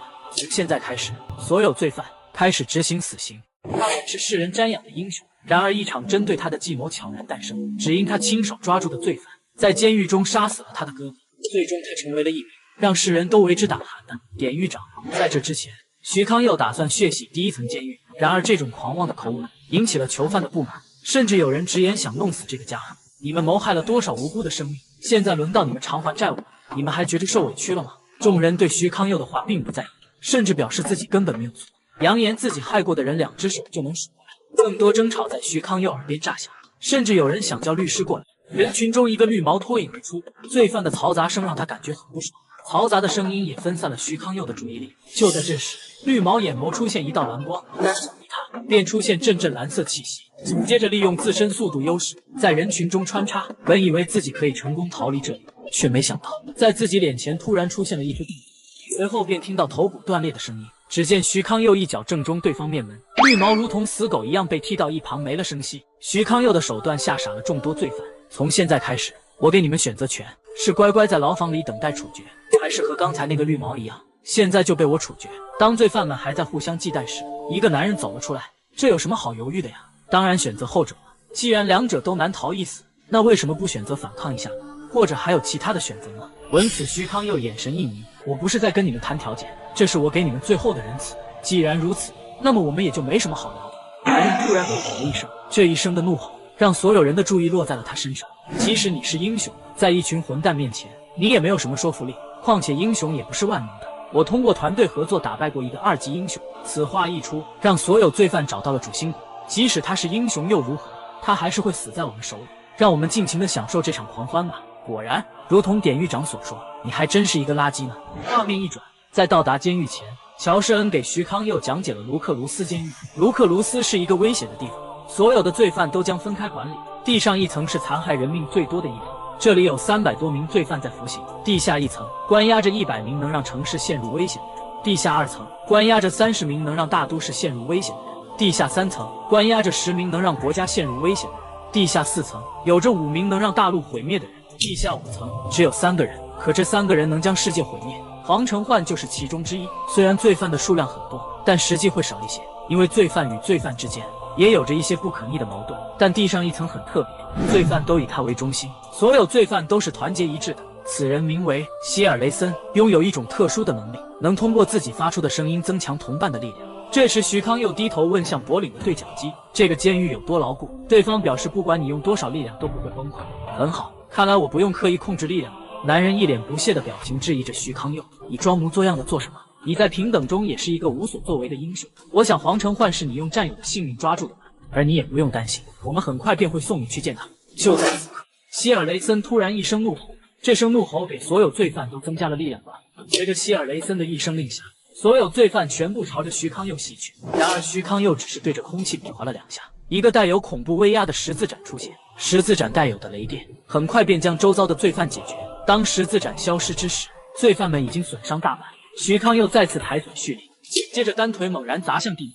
只见刚刚在地面上的罪犯，此刻全部被震向空中。监狱外如同地震一般，全部都在颤抖。当罪犯要落地之时，徐康佑已然浮现在罪犯眼前。此刻的徐康佑单手化为利肘，对着远处的罪犯们猛一发力，模块循环。只见所有罪犯全部被一条条红色的丝线贯穿，这红线如同利刃一般，将所有罪犯一分为二。当尸体掉落的那一刹那，如同修罗地狱。徐康佑对此则是面无表情，淡淡的对着对讲机说：地上1层，所有罪犯行刑完成。他本是一名受万人敬仰的英雄，可现实的打击让他放弃了心中的理想，毅然决然的成为了一名典狱长，只为了能亲手处理罪犯。当徐康佑解决完面前的罪犯时，他的身后也铺满了尸体，而他也不知道自己处理了多少罪犯，究竟是几十个还是几百个。当他继续深入时，发现了2个侥幸存活下来的人。此刻的徐康佑双眼充满了肃杀之气，给你们2个选择，回去等待审判，亦或者现在死亡。本就是死罪的大块头根本不在意对方说的话，没有丝毫犹豫，立刻朝着徐康佑袭去。然而徐康佑的速度是常人无法捕捉的，只见刚刚的大块头已然倒飞出去。这一幕吓傻了身旁的罪犯，男人连忙举手表示自己会穿上装置等待处刑。随即男人抬起双手，一副等着被铐的神情。就在这时，男人的手上突然出现了一股紫色的光波，如同龟派气功，朝着徐康佑而去。就当男人沾沾自喜之时，只见徐康佑毫发无伤地走了出来。有烟无伤，古人诚不欺我。这也让他想到了某人所说的话，缺乏体能的人真的很可怜，打碎一个人是多么有快感的一件事，而缺乏体能的人只配站在远处偷袭。与此同时，一只强有力的拳头出现在男人面前，只听砰的一声出现，头骨碎裂的声音震响了整个监牢。徐康佑的力量打爆罪犯的头颅，就如同打碎一颗鸡蛋一样简单。解决完碍眼的蝼蚁后，徐康佑继续深入，随后他来到了一个单独关押罪犯的房间。3年了，你最终还是来了这里，真是好久不见，英雄徐康佑。此人正是第1层被单独关押的罪犯张尔德，一个喜欢同类相食的牲口。不知道你还记不记得我？我本以为你会换一个工作，少说那么多废话，选择吧，你应该知道我说的是什么。张尔德轻蔑一笑，如果你的朋友们知道我们以这种方式见面，他们会露出什么样的神情？画面一转，来到张尔德被逮捕的那一天，徐康佑在附近的角落中发现了一个让人无比火大的画面。然而一道不和谐的声音出现，看起来是不是很不错？只是现在的你有没有一种想杀死我的冲动？听到此话，徐康佑立马握紧拳头。当他刚准备下手，一道温柔的声音出现：徐康佑，控制住你的怒火，不要被人激怒。见此，张尔德露出了一副小人得志的表情。徐康佑没有回话，只是冷着脸看了一下对方。这时徐康佑手中的雷电之力噼啪作响。如果你不选择回答，那么我就认为你选择了死亡。你知道我杀死他们的原因是什么吗？徐康佑阴沉着声音表示不感兴趣。话音刚落，只见徐康佑的身形一闪而过，张尔德已然失手分离。然而张尔德的声音再次传来，那是因为我想让他们记住我，所以我选择解决了他们。没有人会成为他们生命中最难忘的人，可当他们陷入无穷的恐惧时，我想他们一定不会忘记我，他们会在临死前永远的记住那一瞬间。如果你不相信，我可以给你看看他们每一个人的记忆，或者说我给你看一下其中一个人的记忆。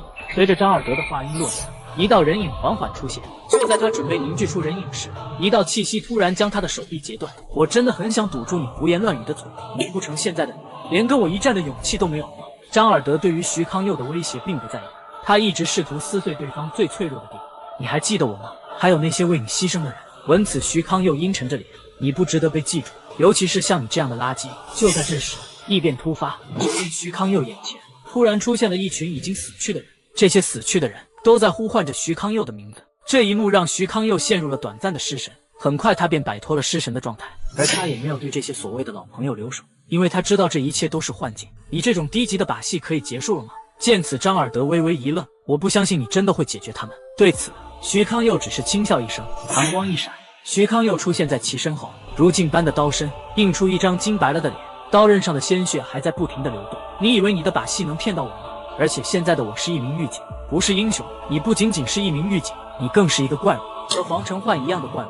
听到这话，徐康佑露出了一个异常的神情。与此同时，黄承焕正无聊地蹲在角落，跟他关在一起的女孩身上似乎多了很多伤痕。徐康佑，你到底什么时候才能下来找我？亦或者说是我上去找你呢？卢克卢斯监狱外有3个人监视着这一切。辛卡尼姆，你什么时候开始工作？女孩却表示她出来了。你最亲爱的丈夫徐康佑，一个是尽人追捧的英雄，一个是穷凶极恶的罪犯。面前的女人居然想在其中挑选一人成为她的丈夫，这一举动让身旁的2人极为不解。你名义上的丈夫不是黄承焕吗？难道说你为了救他才攻击电磁脉冲的吗？徐康佑在平等中似乎是一个不起眼的人物，你为什么会如此看好他？这时女人露出了一副期待的神情。不，你理解错了，他从没展示过真正的实力。闻此，2人给女人提出建议，那你只能在2者之中选择一个，毕竟一妻多夫是犯法的。听到这话，女人也泛起了愁，不过她更在意的是另一件事，那就是2人谁能在这场斗争下存活，也只有活下来的人才能成为她的真命天子。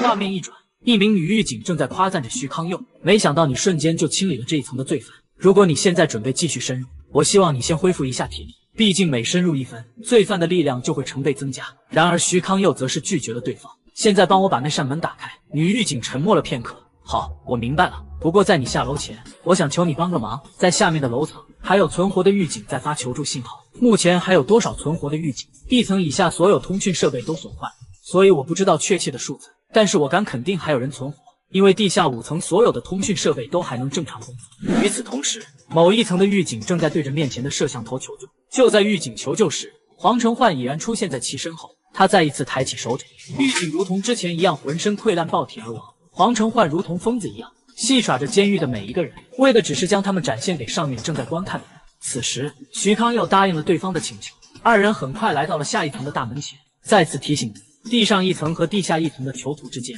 存在强度差异，请您务必小心。随着大门缓缓打开，一股异常危险的气息随之而来。只见一群罪犯全部将准备好的魔法一股脑地扔向了徐康佑，刹那间4面8方的攻击全部落在徐康佑身上。见此一幕，女狱警不禁为徐康佑捏了把汗。然而就在此刻，一个手发利爪的男人突然出现在其眼前。你有时间关心别人，不如先关心一下你自己。随后便抓住对方的脖子，将其拎在半空。每当我看到你这张傲慢的脸，我就想撕碎它。看样子刚刚的那个狱警是你的上司吧，小子。这个女人已经在我手上了，准备过来给我磕头求饶吧。当男人回头看徐康佑的惨状时，却发现自己的身后已然成为了一片尸身血海。这一幕吓得男人久久不能平息。就在男人愣神之际，徐康佑突然出现在男人头顶，势大力沉的拳头直挺挺地砸在了男人的脸上。当徐康佑落地的那一刹，就连地面都为之震动。别再跟过来了，你立刻回到上面，这里的危险是你无法解决的。女狱警被徐康佑所展示出来的气势吓到，磕磕巴巴地答应了下来。在这之前，我还有一件事要跟你说。智树被抓住了，就在地下1层。闻此，徐康佑没有答话，自顾自地往下走着。画面一转，地下1层单独监禁处，一群人正在探讨着刚刚的咆哮声。一个女人似笑非笑地打断了众人的探讨，而此人正是徐康佑以前的队友英雄智树。你们认为他成功了吗？或许你们认为我是小题大做，我已经阻止过他，但是他没有相信我。你们知道为什么反派总会输吗？那是因为他们缺少智慧。这时一个大块头走了过来，恶狠狠地盯着智树。你是想让我解决掉你吗？对此智树则是轻蔑一笑。你只解决过一个普通人，你解决过有超能力的人吗？或者说你有跟他们打过交道吗？就这样的你还妄想解决掉我？炎炎男人立马散发出强烈的战意。我不介意现在就解决掉一个有超能力的人。话音刚落，男人身上突然出现了一道伤口，只见智树右手化成利爪，眼神如同看一只蝼蚁一般，还真是没用的东西，一个只会嚎叫的蠢货。智树的能力吓傻了在场的所有罪犯，然而他却开始讲起了他的故事。当我是英雄的时候，我抓了很多罪犯，所以我知道如何抓住一个有超能力的人。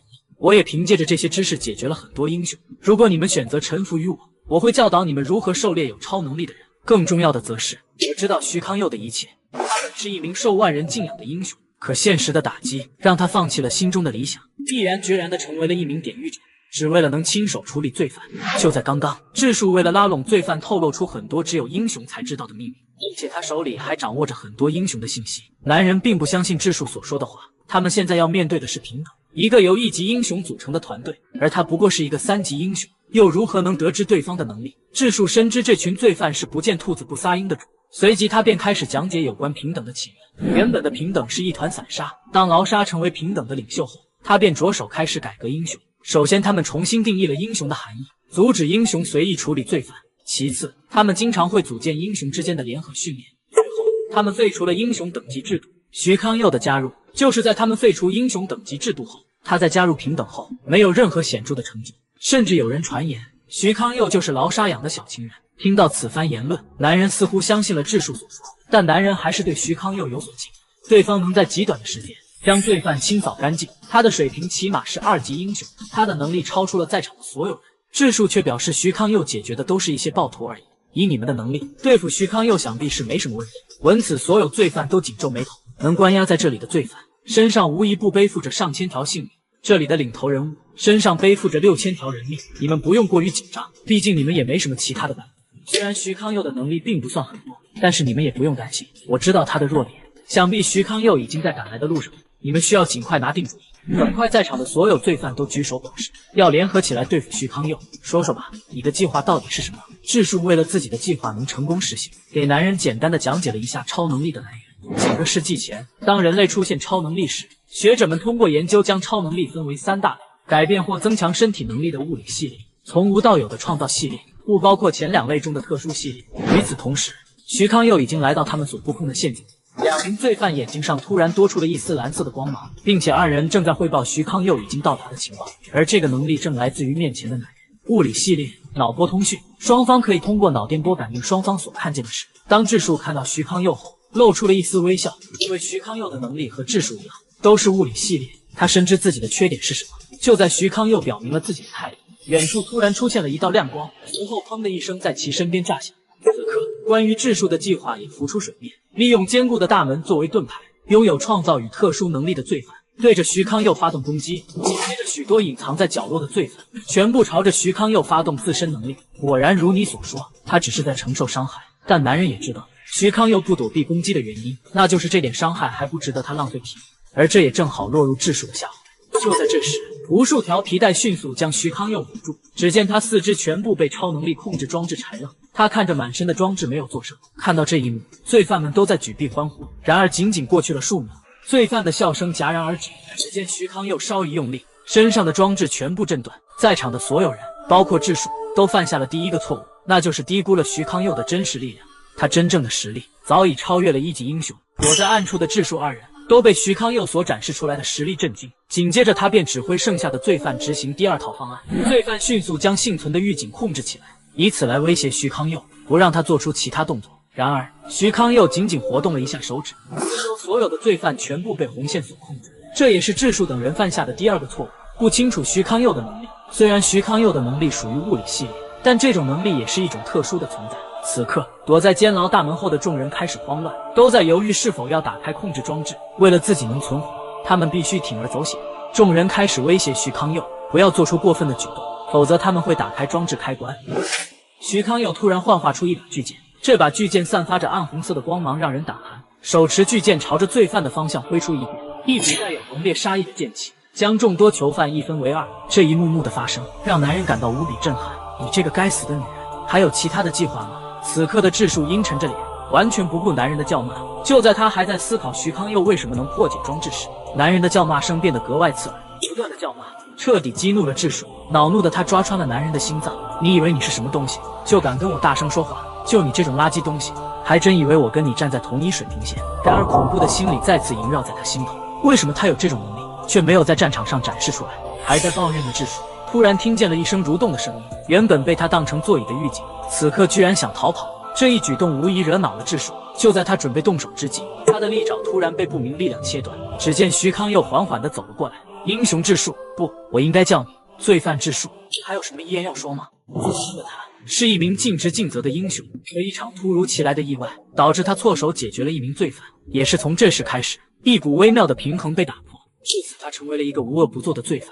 就在刚刚，徐康佑来到了智树的牢房，智树再一次准备使用攻心之计。除了你之外，所有平等的英雄都死了。徐康佑没有隐瞒，将真相告诉了对方。智树突然癫笑起来，笑声中似乎夹着悔恨与不甘，都告诉他不要逞英雄了，还真是一个愚蠢的小妹妹。你是平等的成员，但是你却杀了人，你的所作所为，其他英雄知道吗？你应该知道劳沙为了改革英雄耗费了多少精力，是因为他们又重新回到了起点。你不觉着对不起死去的劳沙吗？画面一转，有关于智树的经历开始浮现。当智树成为英雄后，也看到了他日思夜想的大佬，然而他却在其中感受到了一丝异常。英雄作为人类的拯救者，不能只靠解决罪犯就可以定义他们的善恶。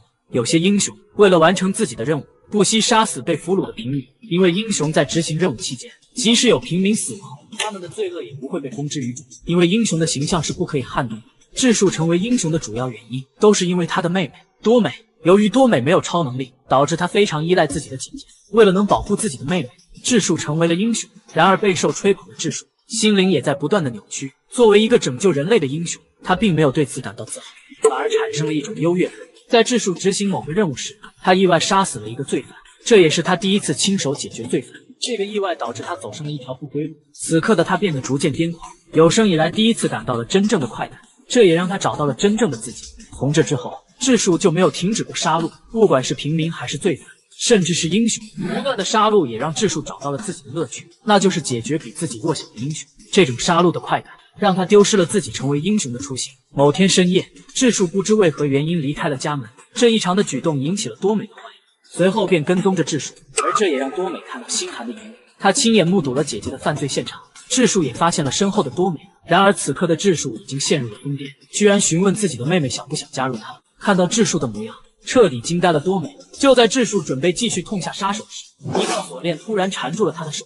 多美在智树的威逼下，终于觉醒了他的超能力。从那之后，智树成为了一名罪犯，多美成为了一名英雄。与此同时，智树询问徐康佑，多美在临死前有没有痛苦。徐康佑也告诉了他真实的情况，他死于黄承焕之手，但他临死前在祈求我救救他的姐姐，他是为了你才阵亡的。闻此，智树沉默了片刻。或许我不该问的。这时，智树浑身上下被一股蓝色的光芒包裹。当光芒消失的那一刻，智树幻化成了另一种形态，刹那间便消失在原地。下一秒，智树手中的利刃插入了徐康佑的身体，然而那种熟悉的感觉并没有出现。不知何时，徐康佑消失在智树眼前。突然，一股强烈的威压出现在其身后。就当智树回头的那一刹，徐康佑那势大力沉的一脚已然踢向了智树，这股力量让监牢内出现了大量的烟尘。当烟尘消失后，智树再次袭杀而来。对此，徐康佑早有准备，一拳击中对方小腹。这一拳让智树吐出了大量鲜血，也让智树变化回原本的样貌。即使你是罪犯，我也不想杀死朋友的家人。听到这话，智树似乎找到了活下去的希望。求求你饶了我吧，你是一个英雄，你不能食言。你不是答应过劳沙吗？对此，徐康佑只是冷冷地盯着对方。我现在的身份是一名狱警，而不是英雄。这种求饶的方式，你应该深有体会吧？被你杀害的人在临死前，是不是都这样祈求过你？而你又对他们做了什么？我想你应该比我更清楚。随着一声巨响，整个监狱都为之颤抖。这种巨大的声响吓坏了监狱内的所有人，但这里需要剔除黄承焕。这声巨响让他更加兴奋，他甚至打算直接破坏关押他的监牢，上去找到徐康佑。就当他准备破坏监牢时，一股异常的力量将他震飞，这也让黄承焕找到了另一个玩具。这时，一个年迈的声音出现：“孩子，你觉着很无聊吗？想让爷爷陪你玩一会吗？”此人正是第5层关押的罪犯邢斯顿，罪犯编号001。他是一个让人闻风丧胆的老人，也是卢克卢斯逮捕的第1个罪犯。他这一生只杀过3个人，而这3个人无一不是世上最强者。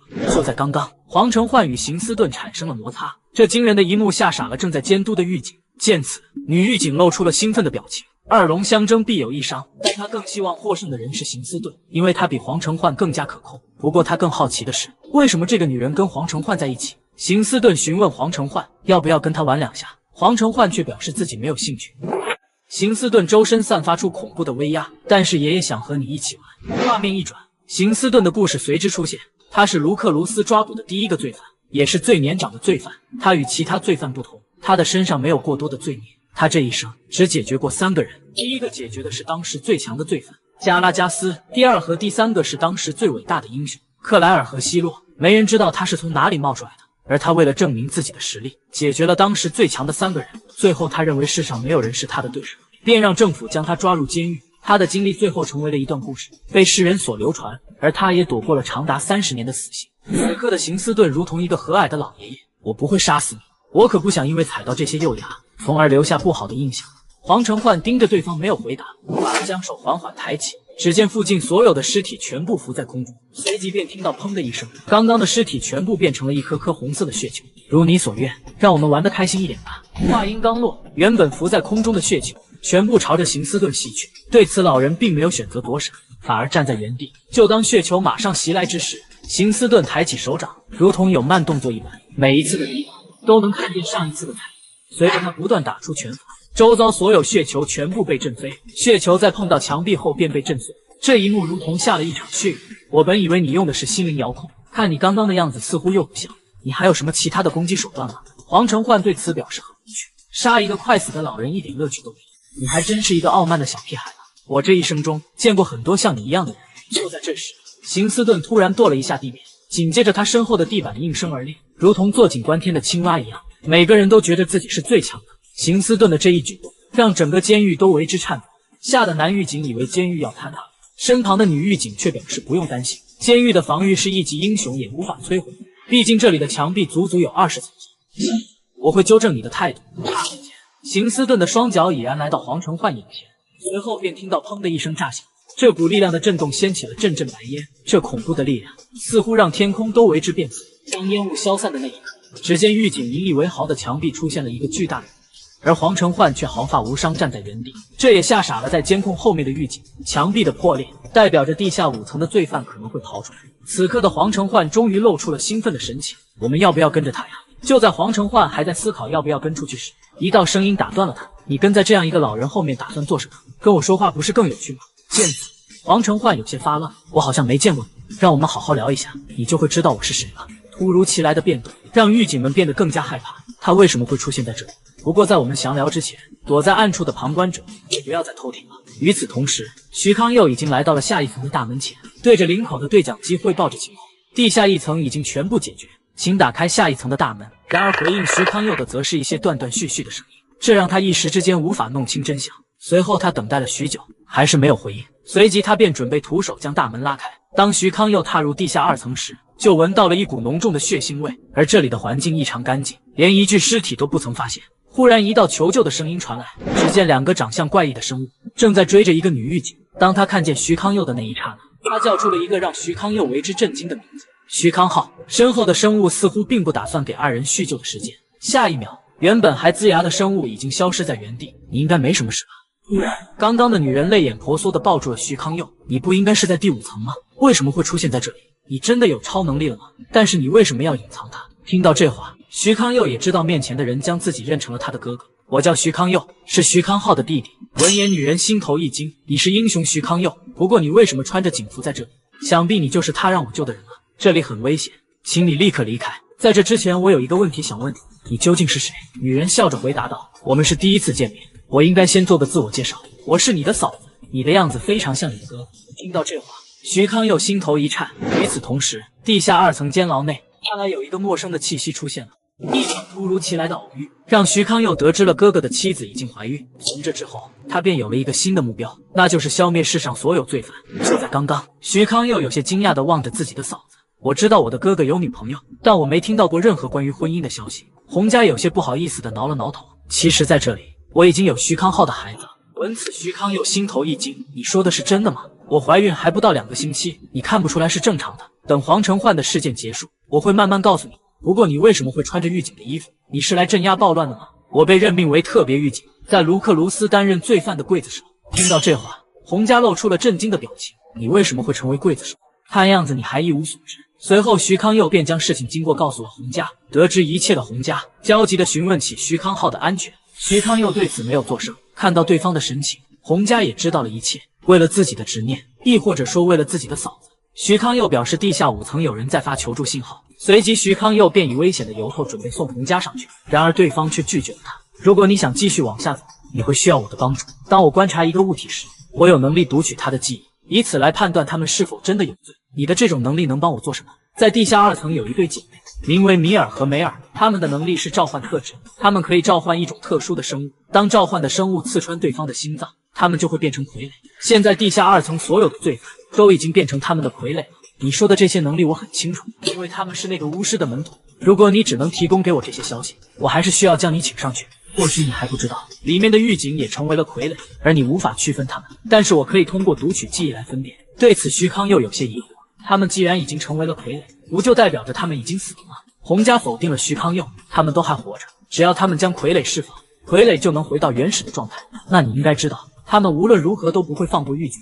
然而洪家却一副视死如归的态度，表示自己一定会说服他们。在我成为一名母亲之前，我是一名狱警，我必须履行狱警的职责。闻此，徐康佑没有作声，随即他便将手掌抬起，突然一道道红色的线条将洪家围绕。在徐康佑的控制下，那股力量将洪家扶至空中。这是我的能力，你不用担心，他将保护你，避免受到伤害。徐康佑没给对方解释的机会，便自顾自地朝着前面走去。随后二人便看见了一群带有光环的傀儡，这是米尔的能力。这些傀儡里有很多狱警，狱警吗？他们在什么位置？就在这时，洪家使用出自己的能力，心理测量，随后便发现了最后面的2只傀儡，并且将傀儡的位置告知给徐康佑。就当洪家想再继续观察傀儡的区别时，徐康佑切断了洪家的视线，并且隔绝了里面的一切声音。为了能更快地解决罪犯，徐康佑只能出此下策，因为他知道现在的狱警与罪犯没有区别。与此同时，徐康佑释放出自己的能力，无数道红线瞬间便将面前的2个傀儡束缚住，剩余的傀儡也朝着徐康佑袭来。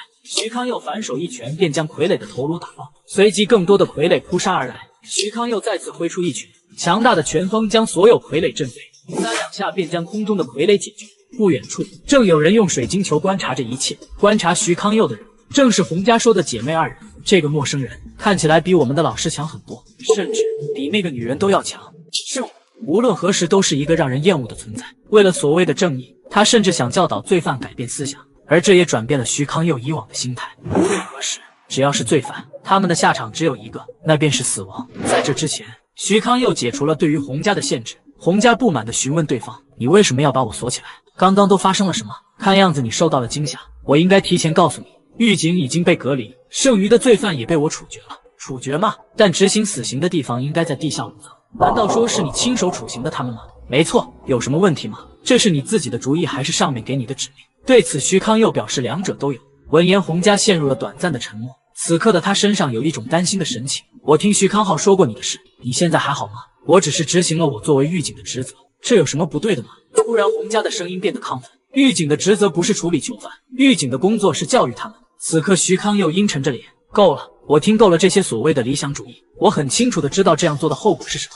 在这里被关押的罪犯，无一不是夺走了无数条无辜的生命。现在的我，是狱警还是英雄已经不重要了，我只恨我现在才意识到这一点。我早该把那些放弃做人的废物全部解决，但他们也是人类，不知是恐惧还是羞耻。洪家的声音有些发颤。听到这话，徐康佑的怒意再次爆发。他们也配称之为人类吗？在地下2层，每个罪犯身上都背负了上千条人命，而我处决了他们，那是因为他们该死。既然你有心理测量的能力，想必你一定能感觉到他们的感受。你认为这些人有自己的故事，可你想过没有，受害者就没有自己的故事吗？他们最后的结局都是被处以死刑。那么谁来成为执行人很重要吗？洪家刚想反驳徐康佑说的话，却被对方叫停。如果你想以此来阻止我，那么我只能将你送上去了。现在的我只想以我自己的方式解决。片刻之后，2人沉默地继续向前。突然，前方出现了一群傀儡，阻挡了徐康佑的脚步。面前的傀儡有狱警存在吗？很快，洪家给出了答案，最后3个。紧接着，徐康佑做出了攻击姿态。洪家看着徐康佑喃喃道：“如果徐康浩得知了此事，想必他会非常难过的。”听到徐康浩3个字，他的双眼中迸发出了无穷的杀意。与此同时，众多傀儡已经出现在徐康佑眼前。由于徐康佑处于出神的状态，他根本没有躲避傀儡的攻击。就当长剑接触到徐康佑的那一刹那，原本那坚韧不摧的长剑应声而立，而他的脑海中一直在重复着刚刚洪家说的话。此刻的徐康佑变得无比狰狞，身上的力量在不断的向外涌出，而他也在内心中不断谴责着自己。我知道你很生气，也很沮丧，你总是喜欢说大话，可你为什么不肯承认呢？我已经搞不清楚，这到底是幸运还是不幸了。而我徐康佑注定要背负着挫败感度过这一生。就在此刻，徐康佑释放出自己的能力，身后出现了众多暗黑色法球。随着他的意念一动，所有法球全部朝着傀儡而去。紧接着，监牢内出现了一阵剧烈的响动，头顶的血雨不断的拍打着他，而他似乎也在思考着什么。远处还有另一伙人正盯着徐康佑的一举一动，他已经变得越来越帅了。随着徐康佑不断的清理附近的傀儡，最后也只剩下了面前的3个狱警傀儡。突然，一个爆炸声吸引了徐康佑的注意，只见米尔和梅尔出现在徐康佑眼前，而他们的身后跟着一个体型无比巨大的生物。真不敢相信，你俩居然敢独自前来见我！曾经的他是一名毫不起眼的英雄，可一场针对他的阴谋也随之出现。罪犯为了激怒徐康佑，在监狱中杀死了他的哥哥，而他为了复仇，抛弃了英雄的身份，选择了一条不归路，那就是成为一名刽子手。当徐康佑解决完地下2层的杂鱼后，他也终于碰到了米尔和梅尔姐妹2人。看见洪家后，开口询问对方：“你为什么不来找我们？你本应该被送入天堂。”徐康佑打断了2人的谈话，立刻解除你的能力，让所有狱警解除这个该死的状态。我会让你们体面的离开，并且不会感受到任何痛苦。有没有可能放我们一条生路？我想你们应该清楚自己的结局。上面的罪犯我只是让他们带上了装置，至于你们，根本没有资格跟我讨价还价。徐康佑先生，我听说你是我们老师的同事，还有抓住我们的那个女人，你身上的气质与他们完全不同，你就如同一只嗜血的野兽，在你死后你肯定会下地狱的。闻言，徐康佑摆出了攻击的架势，那就让我们看看究竟是谁会下地狱。如果你答应放我们离开，我会立刻解除自己的能力。听到此话，徐康佑果断地拒绝了对方。洪家看到几人剑拔弩张的状态，立刻提醒2姐妹不要激怒他，否则事情会变得更糟糕。如果你们立刻穿上控制装备，兴许还有转圜的余地。尼尔却表示自己根本没有犯下致命的罪状，而你洪家是最清楚我们的，所以我选择拒绝你的建议。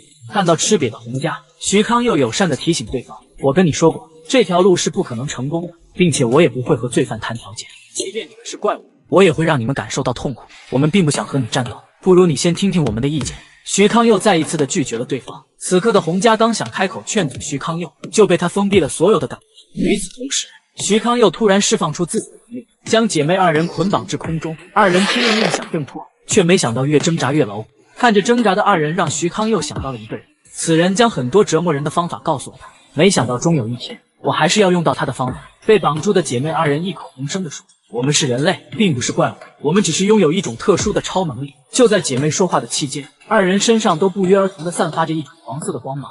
话音刚落，被捆绑的姐妹2人消失不见，替代他们的则是2个没见过的罪犯。见此一幕，徐康佑的眼神充满了杀意。顷刻间，刚刚被捆绑的罪犯化成了一滩血水。与此同时，姐妹2人的声音还在房间里回响：为什么人们对我们有着不同的称呼？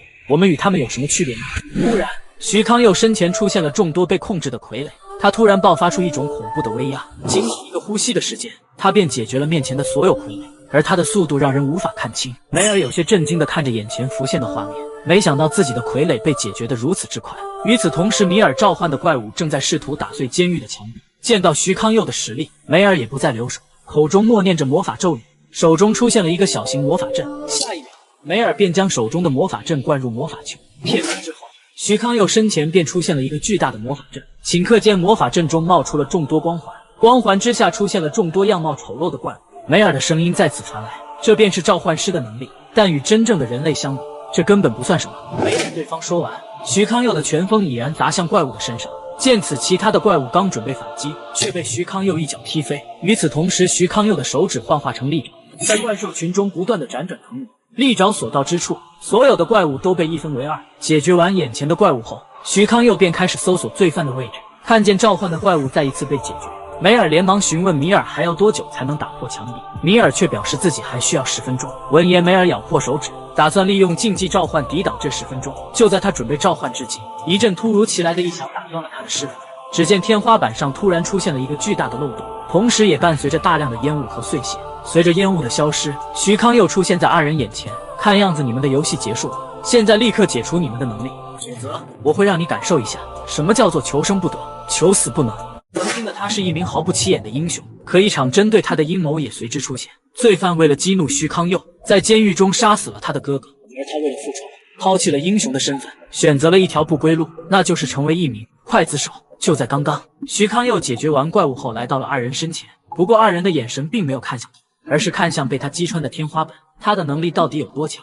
看到几人呆滞的眼神，徐康佑一脸杀意地威胁着2人，立刻将你们的能力解除。就在这时，米尔突然将双手举向空中，天花板之上凭空出现了几道魔法阵。随着徐康佑的眼神向上看去，只见魔法阵中赫然出现了长相如同天使的生物：天使长米歇尔、天使加百列、大天使拉斐尔、天使长乌列尔。可就在这时，一道十字斩突然出现，随着徐康佑的身形落下，只见刚刚被召唤出来的众多天使已经被切割成众多细小的碎块。二女有些吃惊地看着面前的一幕，紧接着米尔再次释放出魔法阵，而这次的魔法阵则是在控制狱警的思想。片刻之后，米尔身边围绕着众多狱警，离我们远一些。如果你不放我们出去，这些狱警就会死于你的手中；如果你不解除你的能力，你的妹妹就会死在你的手中。话音刚落，米尔就听到妹妹痛苦哀嚎的声音。不知何时，梅尔被徐康佑所控，现在你只有一条路可以选，否则我会让你的妹妹痛苦的死去。突然，徐康佑释放出自己的能力，梅尔便感受了一次什么叫痛不欲生。这撕心裂肺的嚎叫彻底吓傻了米尔。看样子你还是不死心。还没等徐康佑说完话，米尔便跪了下来。我可以解除我的能力，但能不能让我和洪家狱警聊一下？我的耐心是有限的。解除你的能力，不要再让我说第二次。画面一转，姐妹二人正面对面解除着自己的能力。很快，那些被控制的狱警们恢复了自己的意识。被解除控制的狱警与囚犯们都有些不解，自己为什么会在这里？就当所有的囚犯恢复意识之后，徐康佑便出手解决了所有人。徐康佑的杀气吓傻了二女。被救的狱警见此一幕也是一脸不解，他们刚想去询问徐康佑，却被徐康佑以这里有危险的由头劝退。徐康佑先生，我们已经解除了自己的能力，现在该你兑现你的诺言。很好，你们做了一个正确的选择，我会让你们见一下洪家小姐，但不是在这里，我们换一个地方聊吧，这里的场景并不适合一个孕妇。片刻之后，徐康佑解除了对于洪家的控制。洪家焦急地询问徐康佑发生了什么。任务已经完成，所有被控制的狱警都已获救。不过你前面这两个姐妹在临死之前想找你聊聊。洪家本想再劝解一下徐康佑，却听到对方不容置疑的语气：别再让我重复第二遍。你应该知道，能被关押在地下2层的人杀害了多少无辜之人，他们的死刑由我亲自执行。此刻的姐妹二人并不死心，依旧想通过洪家的同情心来博取一线生机。洪家狱警，我们真的做了什么伤天害理的事吗？我向你保证，我们真的没有做过出格的事情。徐康佑看到洪家欲言又止的样子，忍不住敲打了一下对方。请记住你的身份，尼尔、梅尔，你们将会被执于死刑。这句话说出口，似乎耗尽了洪家所有力气。如果你们没有话要说了，那么我便要开始执行我的任务。姐妹二人看到徐康佑的态度，正在不断求饶。伴随着二人的求饶声，徐康佑攥起了手中的拳头，紧接着便听到一声巨响。随着烟雾散去，徐康佑愣在了原地。只见一个巨大的身影凭空出现，保护了姐妹二人。而此人正是姐妹二人的老师，也是徐康佑的老熟人。徐康佑有些不解对方为什么会出现在这里。好久不见，徐康佑先生，这里出了什么事吗？